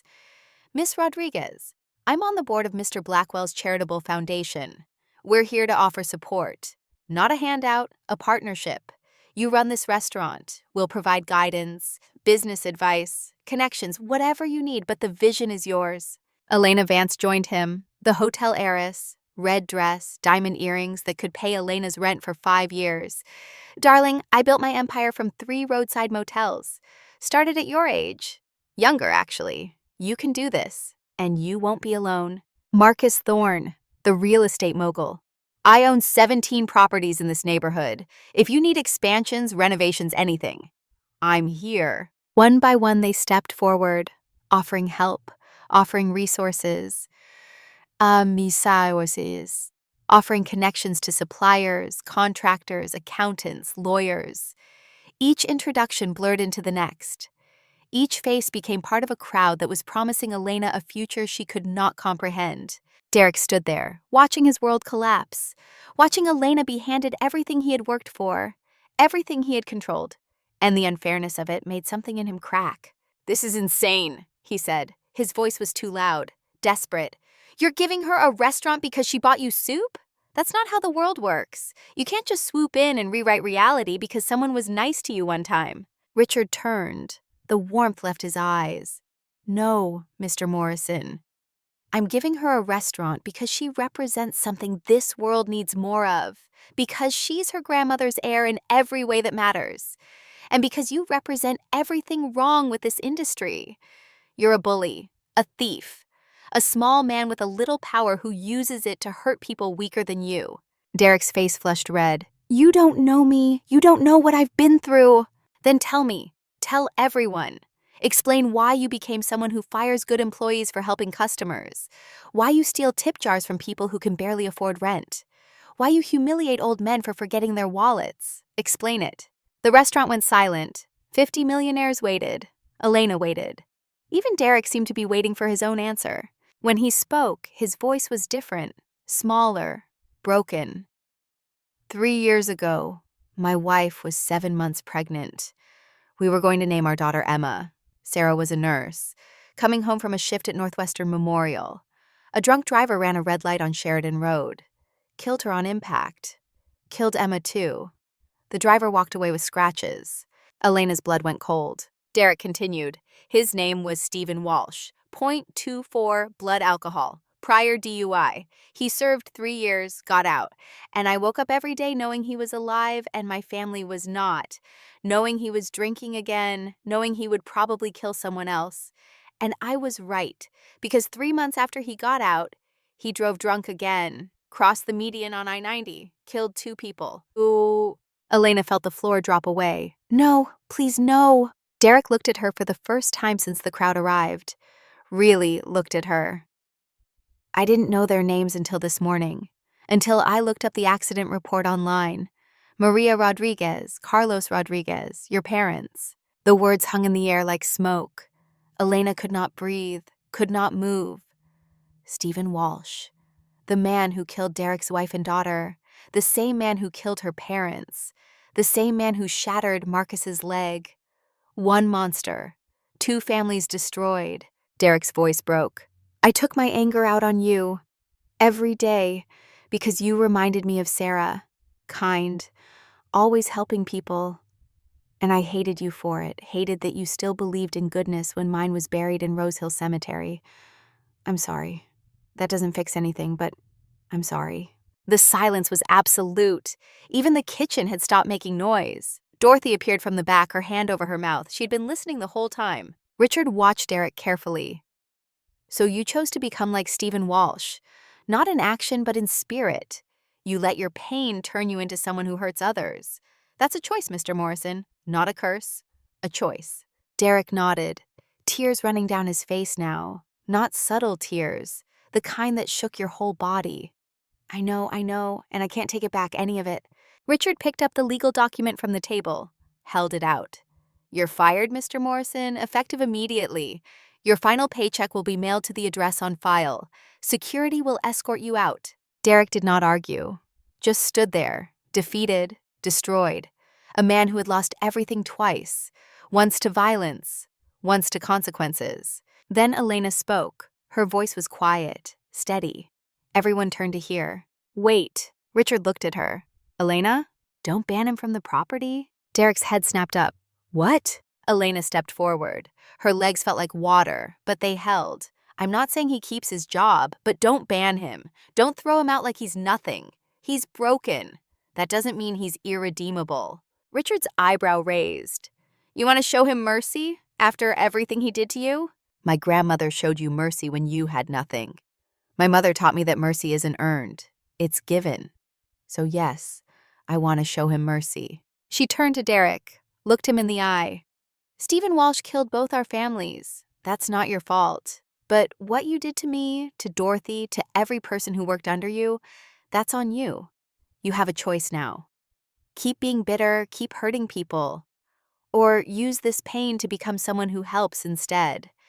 Your wife was a nurse, Sarah. She helped people. Would she recognize who you've become? Derek's face crumpled. He covered it with his hands. His shoulders shook. 50 millionaires watched a man break in real time, watched him confront the monster he had become, watched him realize that grief was not an excuse, just an explanation. Richard studied Elena. Then he nodded slowly. Very well, he's fired, but not banned. If he wants to rebuild his life, he can start by learning what real service looks like. He turned to Derek. You can eat here. Table 19, the table Elena is about to make free for anyone who needs a meal. You'll sit with the homeless, the hungry, the desperate, the people you look down on, and maybe you'll remember what your wife believed in. Derek lowered his hands. Table 19? Free meals, no questions asked. That's Elena's first decision as owner. A table of mercy. You're welcome there any time, but only there, understood? Derek nodded. Thank you. I don't deserve this. None of us deserve mercy, Elena said. That's the point. The next 2 hours were the strangest of Elena's life. 50 of Chicago's most powerful people sat in every booth and table. They ordered coffee, tea, soup, sandwiches, simple food, diner food, the kind of meal you could get anywhere. But they did not care about the food. They cared about the message. Dorothy emerged from the kitchen, took one look at the crowd and grabbed her apron. Baby, you're not doing this alone. Let me help. Elena hugged her. Miss Dorothy, I don't know what's happening. You're getting your miracle, that's what's happening. Now let's serve these folks before they change their minds. Derek had not moved. He stood near the door, watching. No longer an employee, no longer in control. Just a man watching the world operate without him. Richard gestured to Harrison, who had been standing by the entrance. Escort Mr. Morrison out, gently. Derek walked to the door, stopped, looked back at Elena. I meant it. I'm sorry for all of it. Elena nodded. I know. Now go figure out who you want to be. He left. The door closed, and the velvet table began to operate under new management without missing a beat. The orders were simple, but the tips were not. Elena brought coffee to Jonathan Sterling's table. He left $1,000 in cash. For excellent service, he said. She brought water to Elena Vance. The hotel heiress opened her purse and pulled out a diamond bracelet, set it on the table. I have 3 of these. You should have 1. At every table, the pattern repeated. Excessive tips for simple orders. A tech CEO ordered toast and left $500. A banking executive ordered tea and left a gold watch. I never liked it anyway. Sell it, keep it. Your choice. Marcus Thorne, the real estate mogul, handed Elena an envelope after she brought him black coffee. She opened it. Inside was a voucher for Marcus's surgery and physical therapy, paid in full. $8,000 worth of medical care. A chance for her brother to walk without pain. Elena's hand shook. I can't accept this. You can and you will. Your brother deserves to walk. Consider it an investment in the future. At another table, a woman in her 60s introduced herself as Dr. Helen Park. I run the oncology department at Northwestern. Your grandmother and I worked together in the 70s. She was the best nurse I ever knew, and I see her in you. She handed Elena a business card. That's my direct line. You or your brother ever need medical care, you call me. No bills, no insurance, no insurance. Family takes care of family. The gifts kept coming, each one more impossible than the last. A real estate deed to a 3-bedroom house in Lakeview, paid off. Keys included. A college scholarship fund for Marcus. Lifetime health insurance. A wardrobe consultation with a fashion designer. A year's worth of free restaurant supplies from the city's biggest distributor. Elena moved through the dining room in a daze. Dorothy beside her, eyes wide, whispering, Jesus, Mary, and Joseph under her breath after every table. In the kitchen, Carlos watched through the pass, the young line cook who dreamed of culinary school. Elena caught his eye. He looked terrified. She walked over. Carlos, you still want to go to culinary school? Yeah, but Miss Elena, I can't afford it. She handed him an envelope that one of the guests had given her specifically for him. Someone just paid your tuition, full ride to Le Cordon Bleu. You start next semester. Carlos opened the envelope, read the letter, sat down on a milk crate and cried. Richard Blackwell sat in the booth where Elena had seated him 3 nights ago, the booth by the fireplace. He watched the chaos with satisfaction, watched Elena move from table to table, overwhelmed but not breaking, strong, like her grandmother. Harrison stood beside him. Sir, I've never seen anything like this. Neither have I, and I planned it. How long have you been planning this? 61 years, since the day Maria Rodriguez saved my life. I've been looking for her heir, the one who carried her mercy. And I found her. He sipped his coffee. It was mediocre. The restaurant was not known for good coffee, but it tasted perfect anyway. Jonathan Sterling slid into the booth across from him. Richard, you magnificent bastard. This is the most elaborate thank you I've ever seen. It's not a thank you. It's a transfer of legacy. I'm dying, Jonathan. 6 months, maybe less. I need to know my foundation goes to someone who won't corrupt it, someone who understands that money is a tool, not a trophy.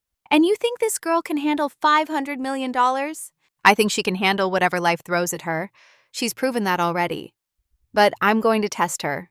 Give her the restaurant. See if she can run it with kindness and profit. If she passes, the foundation is hers.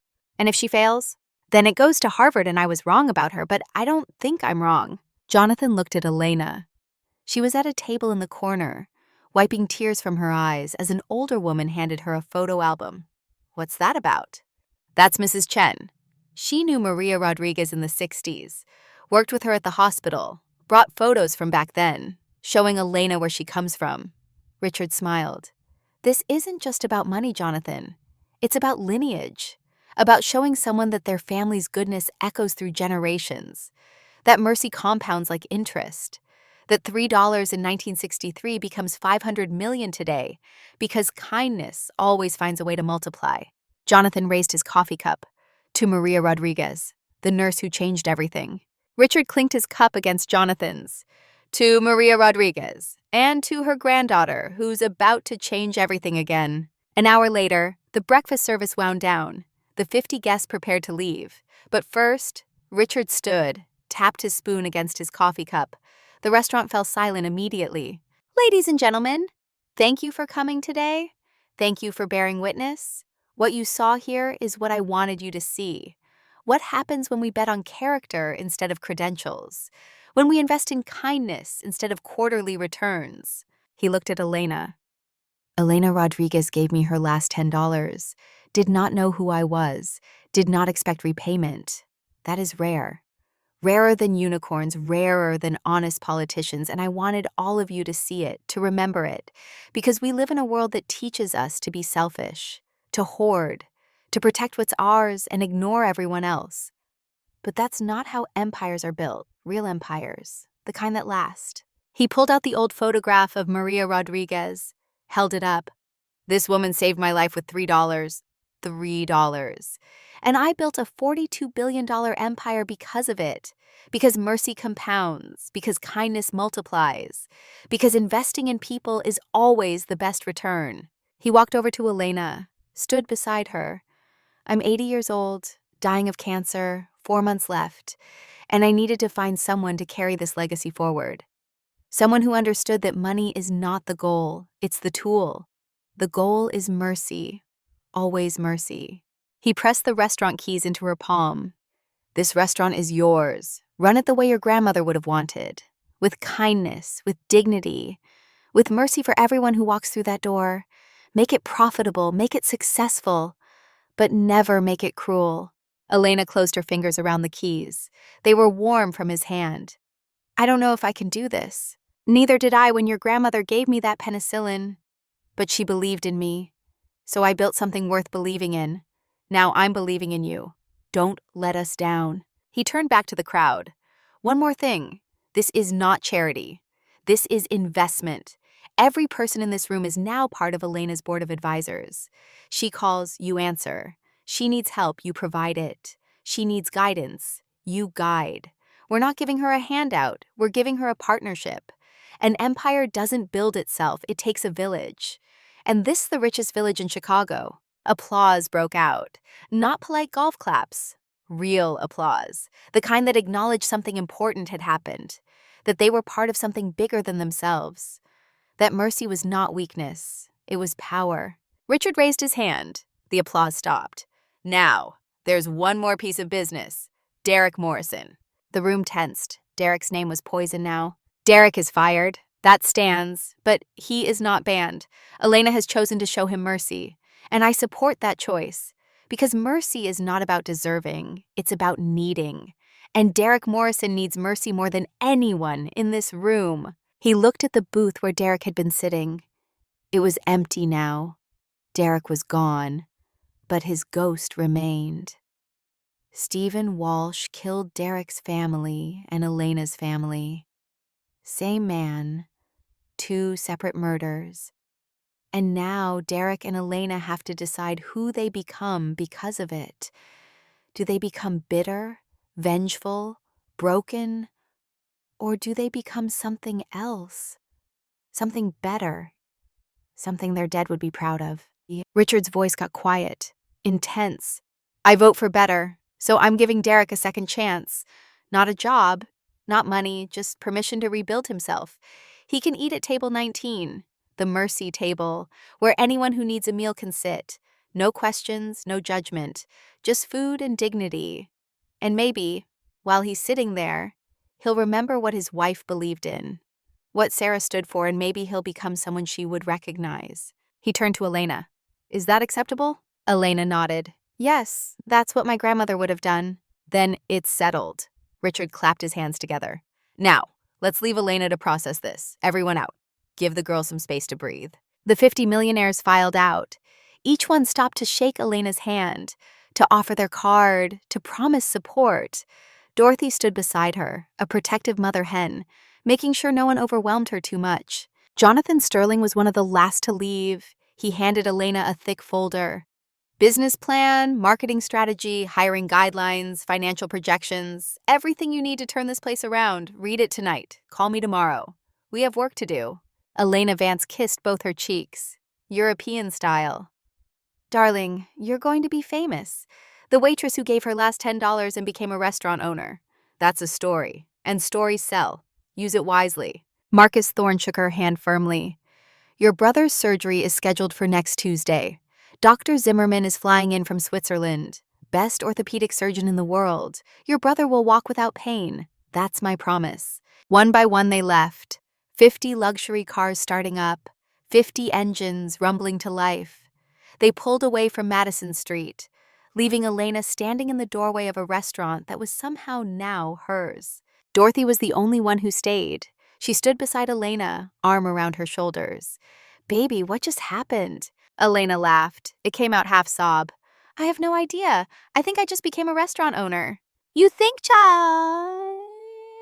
You're holding the keys. Elena looked down. The keys were still in her hand. Silver. Real. Impossible. Miss Dorothy, I can't run a restaurant. I'm 24. I don't know anything about business. You know about people. You know about service. You know about kindness. That's more important than any business degree. Dorothy squeezed her shoulder. And you're not doing this alone.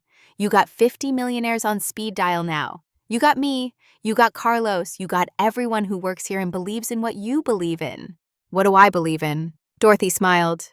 Mercy, baby. You believe in mercy. And that's enough to build an empire on. Richard Blackwell was the last to leave. He stood in the doorway, leaning on his cane, looking at Elena with something that might have been pride, might have been relief, might have been both. Thank you, Elena said. I don't know how to thank you properly, but thank you. Don't thank me. Thank your grandmother. She started this. She gave you $3 for medicine. You're giving me a restaurant. That's not equivalent. It's not about equivalence. It's about multiplication. Your grandmother's $3 grew in my heart for 61 years, compounding, building, until it became this. That's how mercy works. It doesn't diminish when you give it away. It multiplies. And now you're going to take what I'm giving you and multiply it again. Feed people who can't pay. Hire people who need second chances. Build something that makes the world softer. That's the Rodriguez way. That's your inheritance. He started to leave, stopped, turned back. One more thing. There's a condition. Elena's heart sank. A condition? You have to run this restaurant for 6 months, make it profitable, prove you can balance kindness with business. I'll have a board review your progress monthly. If you succeed, there's a bigger inheritance waiting. If you fail, well, we'll cross that bridge if we come to it. What kind of inheritance? Richard smiled. The kind that lets you change the world. But first, prove you can change one restaurant. Can you do that? Elena looked around the dining room, the white tablecloths, the buzzing chandeliers, the booth by the fireplace where an old man sat 3 nights ago and changed her life. Could she do this? Could she turn a restaurant into something that mattered? She thought about her grandmother, Maria Rodriguez, the nurse who saved a dying immigrant with $3, the woman who taught her daughter that mercy was not a transaction, the woman whose legacy was standing right here in the form of Richard Blackwell and 50 millionaires and a chance to build something beautiful. She thought about her mother, Maria Jr., the nurse who worked double shifts and helped neighbors and refused charity because she believed in making her own way. The woman who died too young but lived with purpose. She thought about Marcus, 19 years old, sitting at home right now with a swollen leg and fading hope. Her brother, her responsibility, her reason for everything. Yes, Elena said, I can do this. Richard's smile widened. Good, because you don't have a choice. The keys are in your hand. The deed will be delivered tomorrow. The restaurant is yours. All that's left is to decide what kind of owner you'll be. The kind my grandmother would be proud of. That's the right answer. He tapped his cane against the floor. Once, twice, 3 times. Now get to work. You have a restaurant to rebuild, a brother to care for, and a legacy to honor. No pressure. He walked out. The door closed behind him. Elena stood in the empty dining room, Dorothy beside her, Carlos peeking out from the kitchen. The restaurant was quiet now, but it felt different, like it was waiting, like it knew something important had just begun. Elena looked at the keys in her hand, then at Dorothy. What do I do first? Dorothy smiled. First, you sit down, have some coffee, let this sink in. Then you call your brother and tell him his surgery is paid for. Then you cry. Then you thank God. Then you get back up and figure out how to run a restaurant in that order. Is that how you do it? Baby, that's how anyone would do it. You just got hit by a miracle. Miracles take time to process. Elena sat at the booth by the fireplace, the same booth where Richard sat, where this all started. Dorothy brought her coffee, sat across from her. They did not talk, just sat together in the quiet, processing, breathing, accepting that the world had just tilted on its axis and nothing would ever be the same. Outside, the lunch crowd started to gather, people peering in windows, seeing the empty restaurant, wondering if they were open. Elena saw them, stood up, walked to the door, unlocked it, flipped the sign from closed to open. "We're open!" she called to Dorothy. Dorothy raised an eyebrow. "Baby, we got no manager, no staff, just you, me, and Carlos." "Then that's enough. We're open." The first customer walked in, an old man, not Richard, just an old man. Gray hair, worn jacket. He looked nervous, like he was not sure he belonged in a place with white tablecloths. "Table for one?" Elena asked. "Sound to Simon, if you have room." Elena smiled, grabbed a menu. "We always have room. Right this way, sir." She led him to table 19, the booth in the corner, the one she had mentally designated as the mercy table, where anyone could sit and eat regardless of whether they could pay. She set down the menu. "Can I start you with some coffee?" "Just water, please." "How about soup? On the house." The old man looked up, surprise in his eyes. "On the house?" "On the house. This table is special. No one here pays. They just eat." "Why?" Elena thought about her grandmother, about the $3, about the 61 years, about the $10 she gave 3 nights ago, that bought her a restaurant and a chance to change the world. "Because mercy isn't a transaction," she said. "It's a duty. And this is the mercy table." The old man's eyes filled with tears. "Thank you, miss. Thank you for giving me a chance to serve you." She walked to the kitchen. Dorothy followed. Carlos was prepping soup. They looked at each other. Then they started laughing. Not humor, relief, joy. The kind of laughter that comes when you realize you survived something impossible and came out better for it. "We're really doing this," Elena said. "We're really doing this," Dorothy confirmed. Carlos ladled soup into a bowl, added bread. "Table 19?" "Table 19." Elena brought the food to the old man. Set it down gently. He looked at the steam rising from the bowl, at the bread warm and soft, at the girl who was giving him dignity along with dinner. "What's your name?" he asked. "Elena Rodriguez." "I'm going to remember that name." "I hope so." She walked back to the kitchen, pulled out her phone, called Marcus. He answered on the second ring. "May, everything okay? Marcus, I need you to sit down." "I'm already sitting. What's wrong?" "Nothing's wrong. Everything is right. Your surgery is scheduled for Tuesday, all paid for, best surgeon in the world. You're going to walk without pain." Silence. Then his voice broken with tears. "What? How?" "It's a long story. I'll tell you when I get home. But baby brother, we're going to be okay. I promise. We're going to be okay." She hung up, stood in the kitchen, let herself feel it.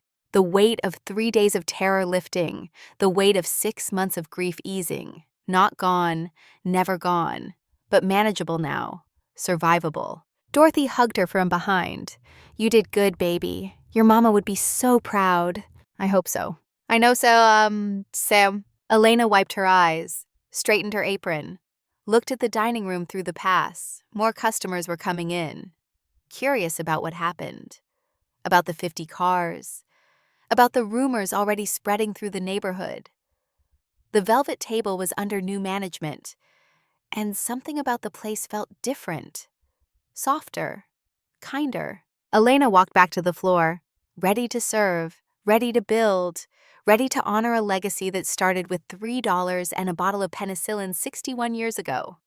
Ready to prove that mercy compounds, that kindness multiplies, that investing in people always pays the best dividends. She was 24 years old, a restaurant owner, a miracle recipient, a bearer of legacy. And this was only the beginning.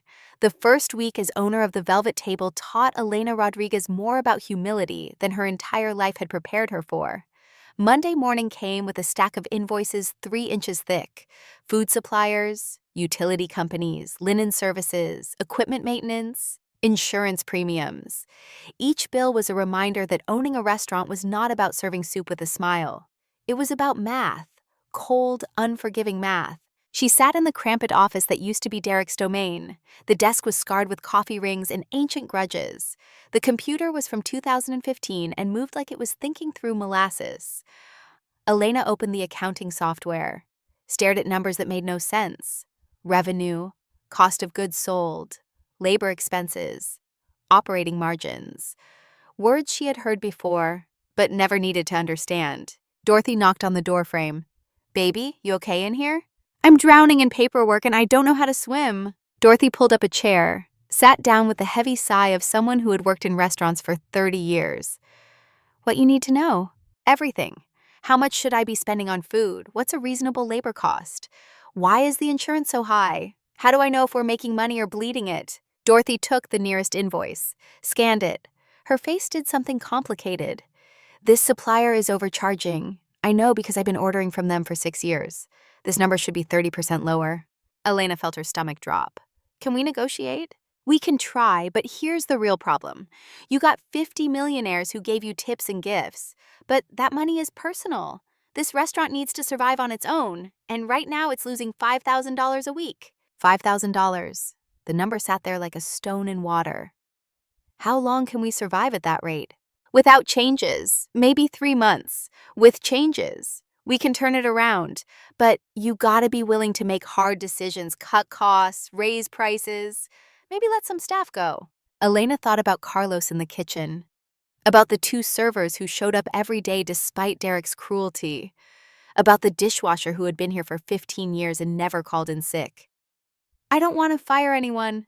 Then you better learn how to run this place efficient. Because kindness don't pay the electric bill. Skill does. Dorothy was right. Elena knew it. But knowing something and doing something were separated by a canyon of fear. She had never run a business, had never managed people, had never negotiated with suppliers or balanced a budget or figured out food costs. She was a nursing school dropout with a good heart and zero relevant experience. But she was also Maria Rodriguez's granddaughter. And Maria had saved Richard Blackwell with $3 and no medical training. Sometimes you figured it out because you had no other choice. Okay, Elena said. Teach me. Everything. Start with the invoices. Dorothy smiled. Now you're talking. First lesson. Never accept the first number. Everything is negotiable. Watch. She picked up the phone, dialed the food supplier. When someone answered, her voice changed, became steel wrapped in sugar. Hi there, this is Dorothy Miller from the Velvet Table.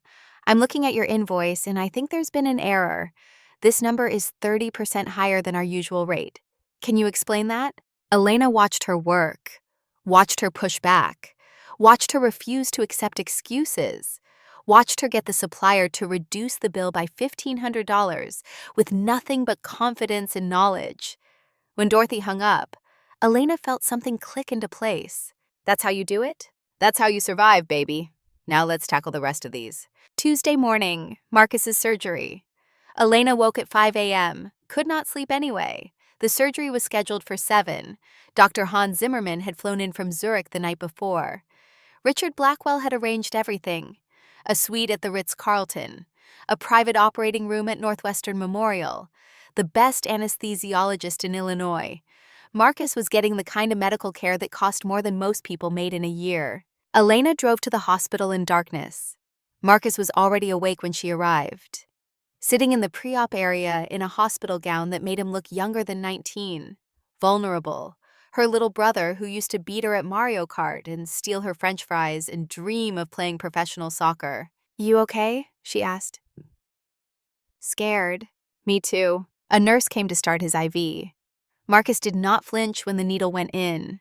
He had been through worse. They wheeled him toward the operating room. Elena walked beside the gurney, holding his hand. May, Marcus said, if something goes wrong, if I don't wake up. Don't. Just listen. Tell Mom and Dad I tried. Tell them I'm sorry I couldn't be what they wanted. Elena stopped walking. The orderly stopped too. She leaned down close to Marcus's face. You listen to me. Mom and Dad are gone. But if they could see you now, they'd be so damn proud. You survived an accident that should have killed you. You're fighting through pain every single day. You're teaching yourself to code with a shattered leg. You're 19 years old, and you're the strongest person I know. So don't you dare apologize. You wake up from this surgery and you walk again, and you live the life they wanted for you. You hear me? Marcus nodded, tears running sideways into his hair. I hear you. Good. Now go let that fancy Swiss doctor fix you. I'll be here when you wake up. They took him through the double doors. Elena stood there until the door stopped swinging. Then she walked to the surgical waiting room. It was too early for other families, just her and the magazines from 2019, and a television playing the morning news on mute. She sat, pulled out her phone, opened the business plan that Jonathan Sterling had given her. 50 pages of analysis and strategy. She had been reading it in pieces all week, trying to understand concepts like customer acquisition cost and profit margins and market positioning. It was like learning a new language. But she was learning. Her phone buzzed. A text from Dorothy. "Lunch rush coming? Need you here by 10." Elena checked the time. 6:45. Surgery would take at least 6 hours. Marcus would be in recovery by 2 p.m. She could be at the restaurant by 10. Work the lunch rush. Be back by 1:30. It was tight, but possible. Another text came in, this one from Richard Blackwell. "How is Marcus?" She typed back. "In surgery now, should be done by 1." 3 dots appeared. Then his response. "Dr. Zimmerman is the best. Your brother is in excellent hands. Focus on your work. He'll be fine." Elena wanted to believe that, needed to believe that. But belief was a luxury when you were sitting in a surgical waiting room at 7 a.m. with nothing to do but imagine everything that could go wrong. She went back to the business plan, read about food cost percentages, about how successful restaurants kept their cost of goods sold below 32%, about how labor should not exceed 30% of revenue, about how the magic happened in the margins. The difference between success and failure was often just a few percentage points. A slightly better negotiation with a supplier, a menu item priced $3 higher, an extra table turned during peak hours. The velvet table was bleeding money because Derek had run it like a kingdom instead of a business. He had stolen from staff, overcharged customers, underordered supplies to pocket the difference. The restaurant should have been profitable. The location was good. The foot traffic was strong, but cruelty was expensive. It drove away good staff. It created turnover. It destroyed reputation. Elena had inherited a mess, but messes could be cleaned, systems could be fixed, reputations could be rebuilt. She just needed time and skill and luck. And at 7:15, a surgeon in blue scrubs walked through the double doors. Elena's heart stopped. Too soon. Something had gone wrong. The surgeon pulled down his mask. He was younger than Elena expected, maybe 40. "Miss Rodriguez?" "Yes, is Marcus okay?" "I'm Dr. Chen, surgical resident. Just wanted to let you know we're starting now. Dr. Zimmerman wanted me to give you updates. Everything looks good so far." Elena exhaled. "Thank you. It's going to be a long surgery, 6 to 8 hours. You should get some coffee. Get some air. We'll keep you posted." He disappeared back through the doors. Elena sat down, realized her hands were shaking, realized she had been holding her breath, realized that no matter how many restaurants she owned or how many millionaires she knew, some fears never went away. The fear of losing the last family you had left. The fear that one more bad thing would finally break you. She pulled out her phone, texted Dorothy. "On my way, be there by 10. Dorothy responded immediately. "Take your time, baby. Family first." But Elena could not take her time, could not sit here for 8 hours doing nothing while her brother's leg was being rebuilt. She needed to work, needed to move, needed to do something that felt like control in a world that kept proving how little control anyone actually had. She drove to the velvet table, arrived at 9:30. The restaurant was already prepping for lunch. Dorothy was training 2 new servers. Carlos was in the kitchen with a new sous chef that Elena had hired on Dorothy's recommendation. The dining room smelled like fresh bread and possibility. Elena tied on her apron, jumped into service, took orders, delivered food, refilled water glasses, smiled at customers who had no idea she was the owner, who had no idea her brother was on an operating table, who had no idea that she was running on 4 hours of sleep and pure adrenaline. At 1 p.m., her phone rang. Northwestern Memorial. She stepped into the kitchen, answered. "Miss Rodriguez, this is Dr. Zimmerman. Your brother's surgery went perfectly. Better than expected, actually. The bone alignment is corrected. The hardware is solid. He'll need physical therapy, but he should have full mobility within 6 months." Elena braced herself against the prep counter. "He's okay?" "He's in recovery now, waking up. You can see him in about an hour." Thank you so much. "Thank your friend Mr. Blackwell. He made this possible. Your brother is very lucky." Elena hung up, looked at Dorothy. "He's okay, the surgery worked." Dorothy pulled her into a hug. "Thank God, now go be with him." Elena drove back to Northwestern, found Marcus in the recovery room, still groggy from anesthesia but awake. His leg was wrapped in fresh bandages. A brace held it immobile, but his face looked different, peaceful, like a weight had been lifted. "Hey," he said, his voice was scratchy. "I'm still here. Yeah, you are. Elena pulled up a chair, sat beside his bed. How do you feel? Like I got hit by a truck. But a good truck. A truck that fixed things. She laughed. That's the anesthesia talking. No, I mean it. My leg feels different. Like it's mine again. Like it's not just this broken thing attached to me. Elena took his hand. Dr. Zimmerman says 6 months of PT and you'll be back to normal. Full mobility. No limp. Marcus closed his eyes. Tears squeezed out. I'm going to play soccer again. Yeah, you are. I'm going to go back to Northwestern. Finish my degree. Yeah, you are. And May? Yeah. Thank you for everything. For dropping out of school, for working at that restaurant, for taking care of me, for not giving up even when I gave up on myself. Elena's throat tightened. That's what family does. No, that's what you do. Most sisters wouldn't have done what you did. Most people wouldn't have, but you did. And I'm going to spend the rest of my life making sure it wasn't for nothing. You already are, Marcus. Just by being here, just by fighting, that's enough. He squeezed her hand, fell back asleep. Elena sat there watching him breathe, watching the monitors beep their steady rhythm, watching her brother heal in real time. This was what Richard's money had bought. Not just surgery, not just hardware and expert hands, but hope. The thing they had run out of 6 months ago when their parents died, and the bills started coming, and the world decided they did not matter. Richard Blackwell had given them hope, and Elena was going to make damn sure she earned it. Month 1 passed in a blur of 18-hour days and crash courses in restaurant management. Elena learned about food costs the hard way, about how menu prices needed to account not just for ingredients, but for waste, for the lettuce that wilted, for the steaks that cooked wrong, for the soup that sat too long and had to be thrown out.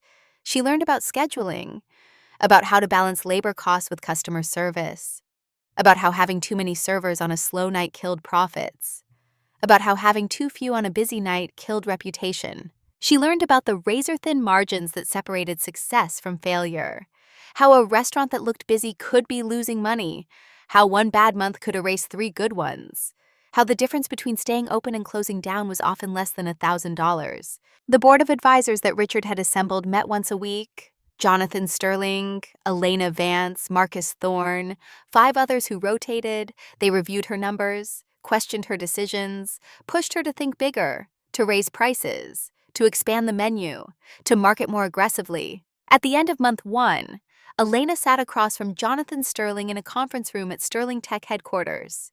The view from the 40th floor made Chicago look clean, manageable. Nothing like the ground-level reality of trying to keep a restaurant afloat. Jonathan reviewed her financial statement.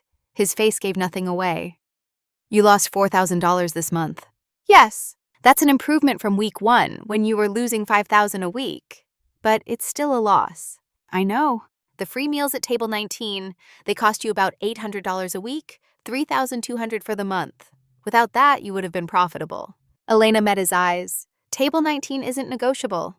I'm not asking you to negotiate it. I'm asking if you understand the cost. I understand the cost, but my grandmother didn't calculate the return on investment when she bought Richard penicillin. She just saw someone who needed help. That's what Table 19 is. That's what this restaurant is. A place where mercy is more important than margins. Jonathan leaned back. Richard said you'd say something like that. Is that a problem? No, it's exactly what we wanted to hear. But Elena, you can't run on mercy alone. You need profit. You need sustainability. You need to prove that kindness and capitalism can coexist. Otherwise, you're just a nice person going bankrupt, and bankruptcy doesn't help anyone. He slid a folder across the table. This is a revised business plan. New menu, higher prices, better marketing, partnerships with local farms for cheaper ingredients. If you implement these changes, you'll be profitable by month 3, but you have to implement them, all of them. No half measures. Elena opened the folder, scanned the recommendations. Some of these prices are double what we charge now. Your food is worth it. You're undercharging because Derek ran this place like a diner, but the location is upscale. The clientele can afford it. Charge what you're worth. What if people stop coming? Then you weren't running a sustainable business anyway. But they won't stop coming. You know why? Because you're offering something Derek never did. Genuine hospitality. People will pay for that. Elena took the folder. I'll review it. Don't review it. Implement it. You have 5 months left. 5 months to prove you can turn this around. Richard is dying, Elena, faster than he told you. He has maybe 3 months, and he wants to see you succeed before he goes. Don't waste time debating, act. The words hit like cold water. 3 months. Richard had 3 months. The man who saved her life had 3 months left to see if she was worth saving. I'll do it, Elena said. Whatever it takes. Week 6. A Thursday night. Rain hammering against the windows. The dinner rush had ended. The last customers were paying their checks. Elena was in the kitchen reviewing tomorrow's orders when Dorothy appeared in the doorway. Her face was strange. Baby, you need to come out here. What's wrong? Just come. Elena followed her to the dining room, looked through the window. A man stood outside, soaking wet, shivering, staring in at the warmth and light. Elena's heart stopped. Derek Morrison. He looked like he had aged 20 years. His clothes were thrift store bargains. His hair was too long and unwashed. His face was hollow, haunted. He stood there in the rain like a ghost haunting his own past. Elena walked to the door, opened it. The rain and cold rushed in. Derek. He jumped, started to back away. I was just, I'll go. Come inside. I can't. You can. Come inside. He hesitated, then stepped through the door. Water dripped from his coat onto the floor. He looked around the restaurant like he was seeing it for the first time. It looks different. We made changes. It looks good, feels good. Elena gestured to table 19. Sit. Derek looked at the table, the one by the window, the mercy table. I don't deserve to sit there. Nobody deserves mercy, that's the point. Sit. He sat. Elena went to the kitchen, ladled soup into a bowl, the same tomato basil that Richard had ordered, added bread, brought it to the table, set it down. Derek stared at it. I can't pay. You don't have to. Table 19 is free. No questions asked. Why are you doing this after everything I did to you? Elena sat down across from him. Because someone did it for me. And someone before that, and someone before that. Going back 61 years to a nurse who bought penicillin for a dying immigrant. This is how mercy works. It gets passed on. Derek picked up the spoon. His hand shook. I lost everything. My apartment, my car, my savings. I've been staying at a shelter on Roosevelt Road. During the day I walk around, trying to figure out who I am now that I'm not angry anymore. Who are you? He put down the spoon. I don't know. I was a teacher once. Before Sarah died, I taught English, loved it, helped kids see themselves in stories. Then the accident happened, and I couldn't do it anymore. Couldn't stand being around hope when mine was dead. You could teach again. No school would hire me. I walked away. Burned bridges, became someone nobody wanted around. Then do something else. Find a new way to help people. Derek looked at her. How did you forgive me? How did you let me sit here after what I did? Elena thought about it, about the question. About the answer. I didn't forgive you because you deserved it. I forgave you because holding on to anger was killing me. Stephen Walsh took my parents. I wasn't going to let him take my humanity too. And you. You lost your wife and daughter. That pain doesn't give you permission to hurt others, but it does give you a reason. I can see the difference. I don't know how to be better. Nobody does. You just start. You eat soup. You show up tomorrow. You eat soup again. You keep showing up until showing up is who you are instead of being angry. It's not complicated. It's just hard. Derek ate the soup slowly. When he finished, he did not leave right away. Just sat there, looking at the restaurant, at the diners at other tables, at the warmth and light that used to be his domain and was now someone else's. Sarah would have liked you, he said finally. She believed in second chances, in helping people, in mercy. She would have done what you're doing, the free table, the kindness, all of it. Then honor her by becoming who she believed you could be. Derek stood. Can I come back tomorrow? Every day if you want. Thank you. He walked to the door, stopped, turned back. Elena? Yeah? I'm sorry. I know I've said it before. But I'm sorry for all of it. For every cruel word. For every moment I made you feel small, for stealing your tips, for firing you, for being the kind of person Sarah would have been ashamed of. I'm sorry. I know. Now go get dry. There's a men's shelter on State Street. They have beds, hot showers. Tell them Elena Rodriguez sent you. They'll take care of you. Derek nodded, walked out into the rain. Elena watched him go. Felt something settle in her chest. Not forgiveness exactly. Forgiveness was too clean a word, but something close. Acceptance, maybe. The understanding that people were complicated, that good people did bad things, that bad people could become good again, that mercy was not about deserving, it was about needing. And Derek Morrison needed mercy more than anyone she knew. Dorothy came up beside her.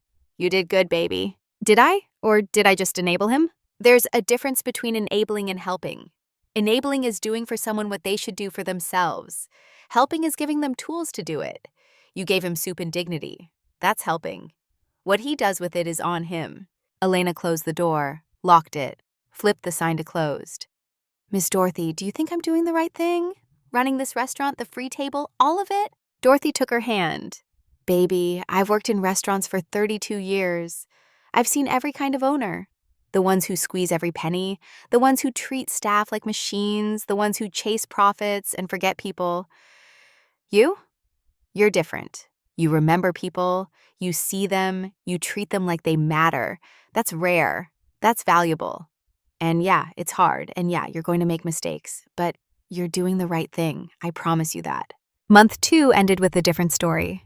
Elena implemented Jonathan Sterling's recommendations, raised prices, redesigned the menu, partnered with local farms, hired a marketing consultant who got them featured in Chicago Magazine. The article called her the waitress who gave everything and got everything back. It ran with a photo of her at table 19 serving soup to an elderly man. The caption read, "Where mercy meets business." The article brought crowds. Tourists wanted to see the restaurant. Locals wanted to support the story. Reservations filled up 2 weeks in advance. The dinner rush started at 5 and did not stop until 10. Elena hired 2 more servers, a second-line cook, a hostess who actually knew how to manage a wait list. Month 2 financials came in, profit of $8,000, after paying all expenses, after feeding everyone at table 19, after employee raises. $8,000 in the black. Jonathan Sterling called her. "Congratulations, you did it." Did what? Prove that kindness and profit can coexist. Month 3 is going to be even better. But, Elena, there's something you should know. What? Richard's in the hospital, Northwestern. He collapsed yesterday. The cancer is moving faster than anyone expected. He's asking for you. Elena felt the floor drop. How long? Weeks, maybe days. If you want to see him, go now. Northwestern Memorial Hospital, 5th floor, oncology wing. Richard Blackwell's room was at the end of the hall. Private, quiet. The machines beeped their steady rhythm. Richard lay in the bed looking smaller than Elena remembered, frailer. The illness had carved him down to essence. He opened his eyes when she entered, smiled. "Elena, you came." "Of course I came." She pulled up a chair, sat beside the bed. "How are you feeling?" "Dying, but you knew that." His voice was weak but clear. "How's the restaurant?" "We made a profit this month, $8,000. Richard's smile widened. "You did it." "We did it. You, Jonathan, the board, everyone who helped." "No, you did it. We just gave you tools. You built something your grandmother would be proud of." Elena felt tears building, fought them back. "You can't die yet. You haven't seen what comes next. The expansion plans, the second location, the culinary school we're going to build for people like Carlos. I've seen enough. I've seen you become who you were always meant to be. That's all I needed."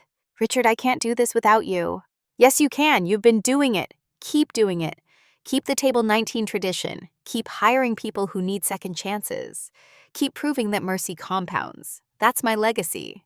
And now it's yours." He reached out, took her hand. His grip was weak but warm. "I'm going to tell you something now. Something I haven't told anyone, not even Jonathan." "What?" "My foundation. $500 million. It's yours. The board approved it yesterday. They voted unanimously, said you passed every test, that you proved you could balance kindness with business, that you earned it." Elena could not breathe. $500 million? To give away, to help people, to build more restaurants, more free tables, more second chances, to multiply mercy the way your grandmother multiplied it for me, to prove that investing in people always pays the best returns. I don't know how to manage that much money. You'll learn. Same way you learned to run a restaurant, same way you learned everything. By doing it, by failing, by getting back up, by remembering why you're doing it. He closed his eyes. My lawyer will contact you next week. The paperwork is ready. The foundation is yours. Use it well. Use it the way Maria Rodriguez would have, the way your mother would have, the way you already are. Richard, thank you for everything, for finding me, for testing me, for believing in me. Don't thank me. Thank your grandmother. She started this 61 years ago. I'm just finishing it. He fell asleep then, or maybe passed out. Elena sat there holding his hand, watching him breathe, watching the machines count his heartbeats, knowing each one brought him closer to the end, knowing she owed this man everything, knowing she would spend the rest of her life trying to honor what he had given her. She stayed until the nurses made her leave, drove back to the restaurant, found Dorothy closing up, found Marcus there too, walking now, slowly, carefully, but walking, on his own 2 feet without a cane. May, Marcus said, you okay? You look like you've seen a ghost. Elena looked at her brother, at Dorothy, at the restaurant that was somehow hers, at the life that had been rebuilt from $10 and 3 days of hell, at the miracle that was still unfolding. Richard's dying, she said, and he's giving me $500 million to change the world. Marcus and Dorothy stared at her, waiting for the punchline, realizing there was not one. 500 million, Marcus whispered. 500 million, his foundation, to give away, to help people, to build what we're building here on a scale I can't even imagine. Dorothy sat down heavily. Sweet Jesus? Elena laughed. It came out half sob. I gave away $10 3 months ago and now I'm responsible for $500 million. How did this happen? It happened, Marcus said, because you're exactly who Grandma was, exactly who Mom was, exactly who you've always been. Someone who sees people, who helps them, who proves every day that mercy is more valuable than money. This isn't random, May. This is earned. Richard saw in you what our whole family has always known. You're special. Elena shook her head. I'm not special. I just tried to help an old man. That's what makes you special, Dorothy said. You helped when it cost you everything. You helped when you had nothing. You helped because that's who you are. And now the world is rewarding you for it. About damn time, if you ask me. They sat there in the empty restaurant, the 3 of them. Family not by blood, but by choice, by circumstance, by the strange alchemy that turned tragedy into purpose. They sat there and let the magnitude of what was coming settle over them. $500 million, not for them, for everyone else, for the people at Table 19, for the Derek Morrisons of the world who needed second chances, for the Marcus Rodriguezes who needed surgery, for the Elena Rodriguezes who needed hope when everything fell apart. Richard Blackwell was dying, but his legacy was just beginning. And Elena Rodriguez, 24 years old, former waitress, restaurant owner, and now steward of $500 million, was going to make damn sure that legacy counted for something. The Mercy Table was just the beginning. The real work was about to start. Richard Blackwell died on a Tuesday morning in April. The sun was rising over Lake Michigan when his heart stopped. Elena was there. She had been there every morning for the past 2 weeks, arriving before dawn to sit beside his bed and hold his hand, talking to him about the restaurant, about Table 19, about the people they were helping, about the foundation and what it would become. He could not respond anymore. The cancer had taken his voice, but his eyes said everything. Pride, gratitude, peace. When the monitors flatlined, Elena did not cry. Not yet. She sat there holding his hand as it grew cold, as the nurses came in, as they turned off the machines, as they covered him with a white sheet. She sat there and felt the weight of what he had given her. Not just money, not just opportunity, but purpose. A reason to wake up every morning and fight. A legacy worth carrying. The funeral was held at St. Catherine's Catholic Church. Father Miguel officiated. The church was packed. 500 people filled every pew and lined the walls. Business executives in $1,000 suits sat beside homeless men from Table 19. Politicians sat beside line cooks. The mayor of Chicago eulogized a man who had built an empire, but never forgot where he came from. Jonathan Sterling talked about integrity. Elena Vance talked about vision. Marcus Thorne talked about mercy. Then Elena stood at the pulpit. She held the framed $10 bill, the one Richard had kept all these weeks, The one that started everything. "Richard Blackwell saved my life," she said. Her voice carried through the church, steady, strong. Not with money, with belief. He believed that kindness mattered more than profit, that mercy was more valuable than margins, that investing in people always paid the best returns. He believed in me when I had nothing, when I was just a broke waitress with a disabled brother and a mountain of debt. He saw something in me that I did not see in myself, and he gave me a chance to prove him right. She looked at the casket. Simple wood, no gold, no excess. Richard had requested it specifically.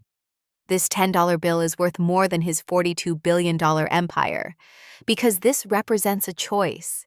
The choice to see someone suffering and help them. The choice to give when you have nothing. The choice to believe that the world can be better if we make it better. Richard spent 61 years honoring a debt to my grandmother.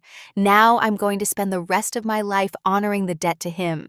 Not by building monuments, but by building mercy tables, by giving second chances, by proving every single day that kindness compounds. She placed the framed bill on the casket. "Thank you, Richard, for everything, for finding me, for testing me, for trusting me. I won't let you down." The church was silent. Then someone started clapping, slowly. One person, then another, then everyone.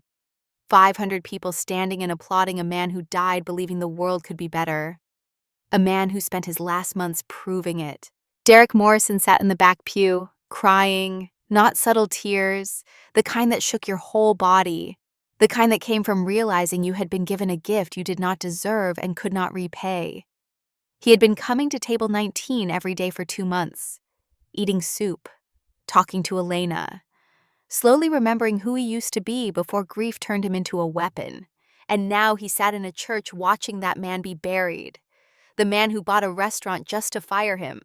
The man who could have destroyed him but chose mercy instead.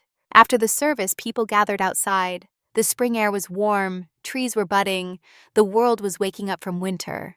Elena stood by the church steps accepting condolences, shaking hands, hugging strangers who thanked her for what Richard had built, for what she was building. Derek approached last, when everyone else had left. He stood there in his thrift store suit looking like he wanted to run. "Elena," he said, "I wanted to thank you for everything, for the soup, for the second chance, for not treating me like the monster I became." "You're welcome. I've been thinking about what you said, about becoming someone Sarah would recognize. I want to do that, but I don't know how." Elena had been waiting for this moment, dreading it, preparing for it. "Derek, there's something you need to know about Stephen Walsh." His face changed. "The man who killed Sarah?" "The same man who killed my parents. Did you know that?" I read the accident report. Same driver, different crash. I didn't know how to talk about it, how to tell you that the worst day of my life was connected to the worst day of yours. "That's not all." Elena took a breath, let it out slowly. "Walsh was released on parole after 3 years. He drove drunk again 8 months later. That's when he killed my parents. If they had kept him in prison, if the system had worked, my parents would still be alive. Your wife and daughter would still be alive. All 4 of them dead because one man kept making the same choice." Derek's legs stopped working. He sat down hard on the church steps. 1 man, 4 deaths. 5 if you count the unborn baby Emma. Derek covered his face with his hands. "How do you live with that? How do you not hate everyone and everything?" Elena sat beside him. "I hate Stephen Walsh. I hate what he did. I hate that he's alive and they're not. But hating you doesn't bring them back. Hating myself doesn't help Marcus walk. Hating the world doesn't honor their memory. So I choose something else. I choose to build, to help, to prove that mercy is stronger than murder." "I don't know if I can do that." "Yes, you can. You've already started. You come to table 19 every day, you talk to people, you help bus tables when we're short-staffed. You're becoming someone again. Someone good. Keep doing that." Derek looked at her. "Why are you telling me this? About Walsh connecting us?" "Because you need to know that your pain and my pain come from the same source, that we're not enemies, we're survivors of the same monster, and we get to choose what we do with that. We can let it destroy us, or we can let it forge us into something stronger, something better. Derek nodded, slowly, like he was processing something too big to hold all at once. What do you need from me? I need you to forgive yourself, to stop punishing yourself for still being alive, to honor Sarah by becoming who she believed you could be. Can you do that? I can try. That's all anyone can do. Try, fail, try again. Keep trying until trying becomes who you are. They sat there on the church steps, two people bound by tragedy, by mercy, by the strange mathematics of loss that sometimes adds up to purpose. The funeral procession was leaving, cars filing out of the parking lot, taking Richard Blackwell to his final rest. Derek, Elena said, I'm opening a culinary academy, teaching people who need second chances how to cook, how to run kitchens, how to build careers in hospitality. I want you to help me run it. Derek stared at her. What? You were a teacher once? You believed in helping people learn. I need someone who understands what it's like to fall apart and rebuild. Someone who can look at broken people and see potential instead of problems. That's you. Elena, I'm not qualified. I taught English, not cooking, not management. You're qualified because you've lived it, because you know what rock bottom looks like, because you crawled back up. That's the only qualification that matters. Derek's voice broke. Why do you keep helping me after everything I did? Because someone helped me. And someone before that. And someone before that, going back 61 years. This is how mercy works. It gets passed forward. Now I'm passing it to you. Take it, use it, pass it forward again. Derek stood, straightened his borrowed tie. When do we start? Next month. Be ready. He walked away, not defeated anymore, not broken, just tired, working toward something. Elena watched him go, felt something settle in her chest. This was what Richard meant. This was how you change the world, not with grand gestures, with small choices, with soup and second chances, with forgiveness given to people who did not deserve it and could not repay it. The will reading happened 1 week after the funeral. Richard's lawyer was a man named David Cohen, 70 years old, wire-rimmed glasses, the kind of quiet competence that came from 50 years of handling other people's fortunes. He sat behind a massive desk in an office overlooking the Chicago River. Elena sat across from him, Marcus beside her, Dorothy to her left, Jonathan Sterling, Elena Vance, Marcus Thorne, the core board members who had guided her through the past 3 months. Cohen opened a folder. The last will and testament of Richard Alexander Blackwell, dated March 31st, 2025. I'll read the relevant sections. He adjusted his glasses. To Elena Marie Rodriguez, I leave the entirety of the Blackwell Charitable Foundation. Assets totaling $500 million. To be used for charitable purposes as Miss Rodriguez sees fit. With one condition, that table 19 at the Open Hearth restaurant remain free in perpetuity, that mercy tables be established at any future locations, that the foundation never lose sight of its core mission, helping people who need help, not because they deserve it, but because they need it. Elena felt tears building, fought them back, failed. Cohen continued. I also leave to Elena Rodriguez a personal trust of $50 million for her use, for her family, for security, for the freedom to take risks, for the knowledge that even if everything fails, she and her brother will never be hungry again. Marcus grabbed her hand, squeezed hard. To Marcus Rodriguez, I leave a $5 million education trust for college, for graduate school, for whatever academic pursuits he chooses, on the condition that he uses his education to help others, that he remembers where he came from, that he never forgets what it means to need help. Marcus was crying now too. To Dorothy Miller, I leave $1 million and a lifetime pension of $5,000 per month for being the kind of person who sees people, who helps without being asked, who makes the world softer by existing in it. Dorothy put her hand over her mouth, tears streaming.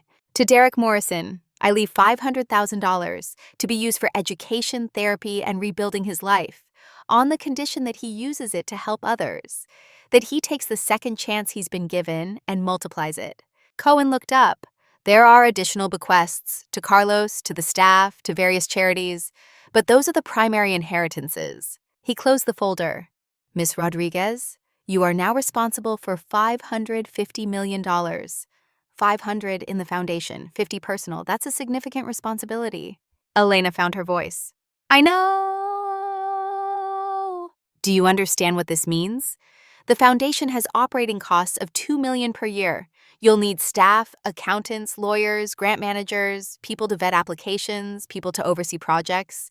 This is not a hobby. This is a full-time job managing $500 million. I understand. Jonathan Sterling leaned forward. Elena won't be alone. The board will continue. We'll provide oversight, guidance, resources. Richard chose well, we all agree? Cohen nodded. Then it's settled. The paperwork will be filed this week. The foundation transfers to Elena Rodriguez, effective immediately. He stood, shook Elena's hand. Your grandmother saved Richard's life with $3. He spent 61 years building an empire because of it. Now you get to decide what that empire becomes. Use it wisely. 1 year later, April 15th, 2026, the second anniversary of Maria and Carlos Rodriguez's death. Elena stood in the original open hearth restaurant, the one that used to be the velvet table, the one where everything changed. But she was not alone. 20 locations across America had opened in the past year: Seattle, Portland, Austin, Denver, Phoenix, Atlanta, Boston, Philadelphia, each one with a table 19, each one serving free meals, each one hiring people who needed second chances. The open hearth had become a movement, a proof of concept, a demonstration that mercy and profit could coexist. The memorial dinner started at 7 p.m. 500 people filled the original location. The crowd spilled onto Madison Street. Politicians, philanthropists, homeless veterans, single mothers, ex-convicts who had been trained at Derek's Culinary Academy and were now running their own kitchens. Everyone who had been touched by Richard's gift, by Elena's choice, by the $10 miracle. Marcus stood at the microphone, 20 years old now, walking without a limp, graduating from Northwestern in May with a computer science degree, already accepted to Stanford for graduate school. 2 years ago today, my parents died, and I thought the world had ended. But my sister showed me something. She showed me that endings are just beginnings in disguise, that loss can become purpose, that the worst day of your life can be the start of something beautiful. He gestured to Elena. My sister gave her last $10 to a stranger, got $500 million in return. But that's not the miracle. The miracle is what she did with it. She built 20 restaurants, fed 10,000 people for free, hired 800 employees who needed second chances, started a culinary academy that's trained 200 people, changed 800 families, and she's just getting started. Applause, standing ovation. Elena walked to the microphone, looked at the crowd, saw Dorothy wiping tears, saw Derek in his chef's whites, saw Carlos managing the kitchen, saw the board members who had guided her, saw the people from Table 19 who had become volunteers, who had become employees, who had become success stories. Thank you, Elena said. Thank you all for being here, for believing in this, for proving that mercy compounds, that kindness multiplies, that $3 in 1963 becomes $10 in 2024, becomes $500 million in 2025, becomes something even bigger today. She pulled out the framed $10 bill, the one Richard had kept, the one she carried everywhere now. This is worth more than $500 million, because this represents a choice, the choice to see someone suffering and help them. My grandmother made that choice in 1963. Richard made it for 61 years. I made it one night in October, and now thousands of people are making it every day, serving at mercy tables, hiring people who need work, giving second chances, building a world where kindness is more valuable than capital. She looked directly at the camera, the one filming for the documentary, the one that would show this story to millions. If you're watching this and you have $10, give it away. Not because you'll get $500 million back, but because someone needs it more than you do, and because mercy compounds, and because 60 years from now, your $10 might change the world. The crowd erupted, not polite applause, real noise, the kind that acknowledged something true, something important, something worth fighting for. The evening wound down, people filtered out. Elena stood by table 19, the booth in the corner, the mercy table. An elderly man sat there, finishing his soup. He looked up as Elena approached. "Thank you, miss. This was wonderful." "You're welcome. I'm glad you came. I heard about this place, about the free table, about the woman who gave her last $10 and changed everything. Is that you?" Elena smiled. "That's me." "Well, you gave me something tonight. Not just soup. Hope. The kind that makes you believe the world isn't as hard as it seems. That's all we're trying to do here, make the world a little softer." The old man stood, shook her hand. "Keep doing it. The world needs more people like you." He left. Elena sat down in the booth, ran her hand over the table. This was where Richard sat 2 years ago, where he tested her, where everything changed. The booth was worn now. Thousands of people had sat here, eaten here, been seen here, been valued here. Dorothy slid in across from her. "Long day, baby." "Long year." "Good year, though. 20 locations, 10,000 meals, 800 jobs. Not bad for someone who was fired 18 months ago." Elena laughed. "Not bad. Your mama would be proud. Your daddy, too. And Richard, especially Richard." "I hope so." Dorothy took her hand. "I know so. You know how I know? Because I see what you built. Not just restaurants, community. You built a place where people matter, where they're seen, where they're valued. That's what your mama did. That's what your grandmama did. That's what you're doing.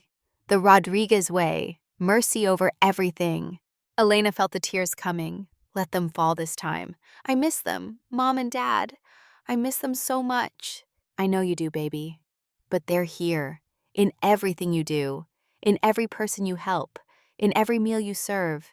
They're here." They sat there in silence, 2 women bound by grief and purpose, by the strange alchemy that turned loss into legacy. Outside, the city kept moving, cars passing, people walking, the world spinning forward. But in this booth, in this moment, everything was still. Everything was right. 5 years later, April 15th, 2031, Elena Rodriguez stood in the headquarters of the Blackwell Foundation, 30 years old now, married to a man named James Chen, son of Dr. Sarah Chen, the doctor who had helped Marcus, who had given Elena $40 for medicine. Funny how connections worked, how mercy created networks, how helping one person led to meeting their family, how meeting their family led to love. They had 2 daughters, Maria, age 3, named after Elena's mother and grandmother; Sarah, age 1, named after Derek's late wife. Names that carried weight, that honored the dead, that reminded everyone where they came from. The foundation office was buzzing. 50 employees now, grant managers, accountants, lawyers, outreach coordinators, all working to distribute $500 million effectively, to vet applications, to fund projects, to change lives at scale. Elena walked through the office, stopped at the central wall. It was covered in photos, faces of people the foundation had helped, single mothers who got housing, veterans who got therapy, ex-convicts who got training, kids who got scholarships, 8,000 faces, 8,000 lives changed, and counting. Marcus ran the technology side, had built an app that connected people who needed help with people who could provide it. Virtual mercy tables, digital second chances. He had graduated Stanford, could have worked anywhere, chose to work here, chose to multiply what his sister started. Derek ran 15 culinary academies across the country, 2,000 graduates, 78% job placement rate. He had rebuilt himself into someone Sarah would recognize, someone who taught broken people that they could be whole again. He was married now, to a woman who worked at table 19, who understood loss, who chose mercy over bitterness. They were expecting their first child, a daughter. They were going to name her Emma. Dorothy had retired from daily restaurant work, but she sat on the foundation board, attended every meeting, kept everyone grounded, reminded them that fancy offices and big budgets did not matter as much as seeing people, as treating them like they mattered, as serving soup with dignity. Carlos was a partner now, owned 3 open hearth locations, was opening 2 more next year, had won a James Beard Award for community service, had gone from line cook to culinary celebrity, had never forgotten where he came from, still volunteered at Table 19 every Sunday. The Open Hearth had grown to 50 locations, all 50 states, each one with a mercy table, each one hiring second chancers, each one proving that kindness and capitalism could coexist, that doing good and doing well were not mutually exclusive, that Richard was right, that Elena's grandmother was right, that mercy compounds. That evening, Elena sat in her daughter's room. Bedtime. Story time. Maria was 3 and obsessed with princesses. Sarah was 1 and obsessed with whatever Maria was doing. Elena held a book, but not a princess book. A different book, one she had written, one that would be published next month, one that told the story.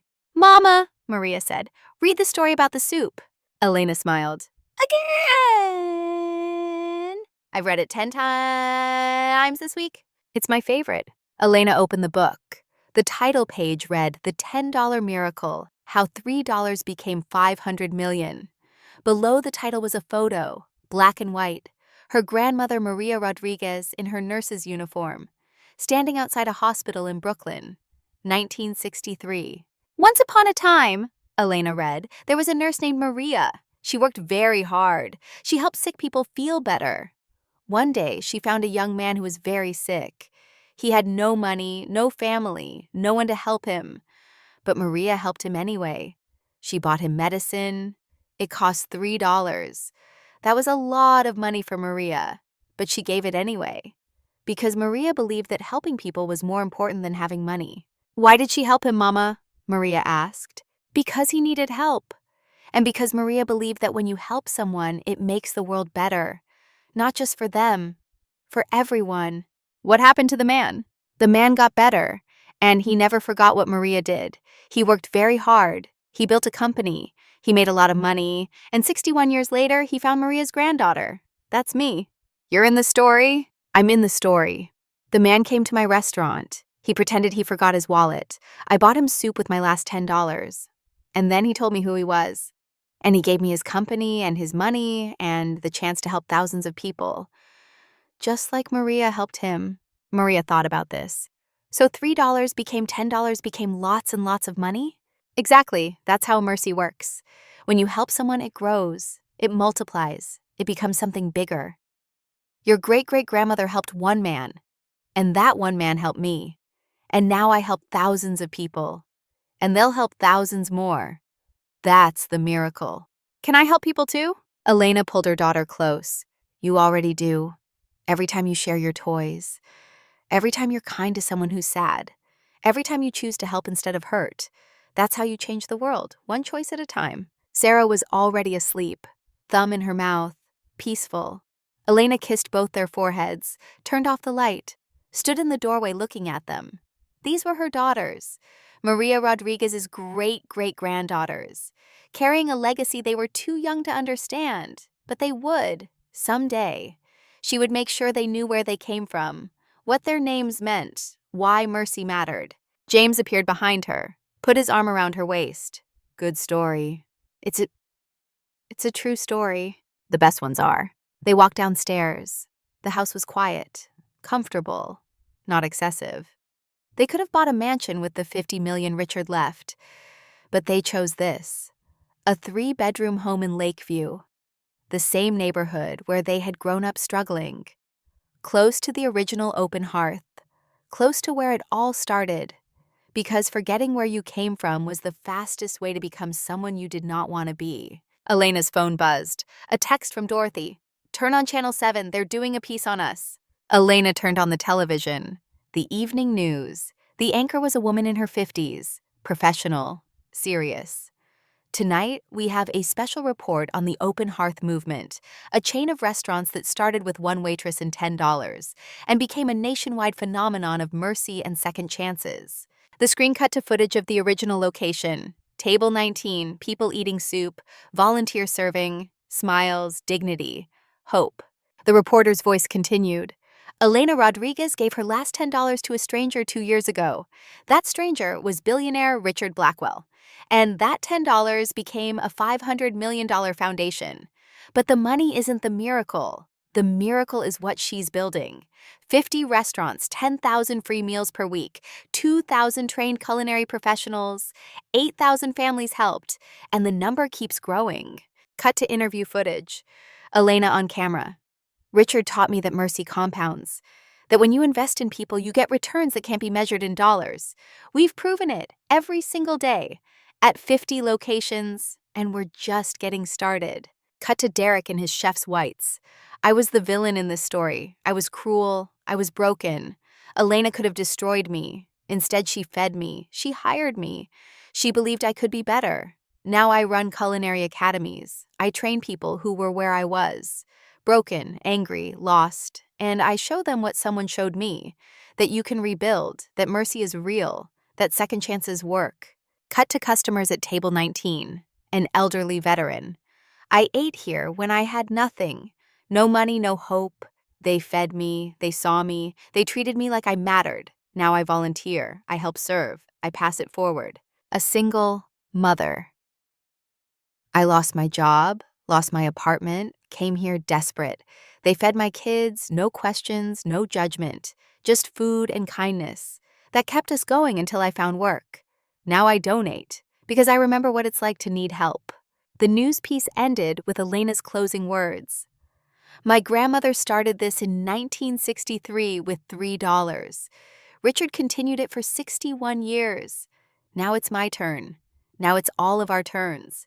Every person who eats at table 19, every person who volunteers, every person who chooses mercy over judgment.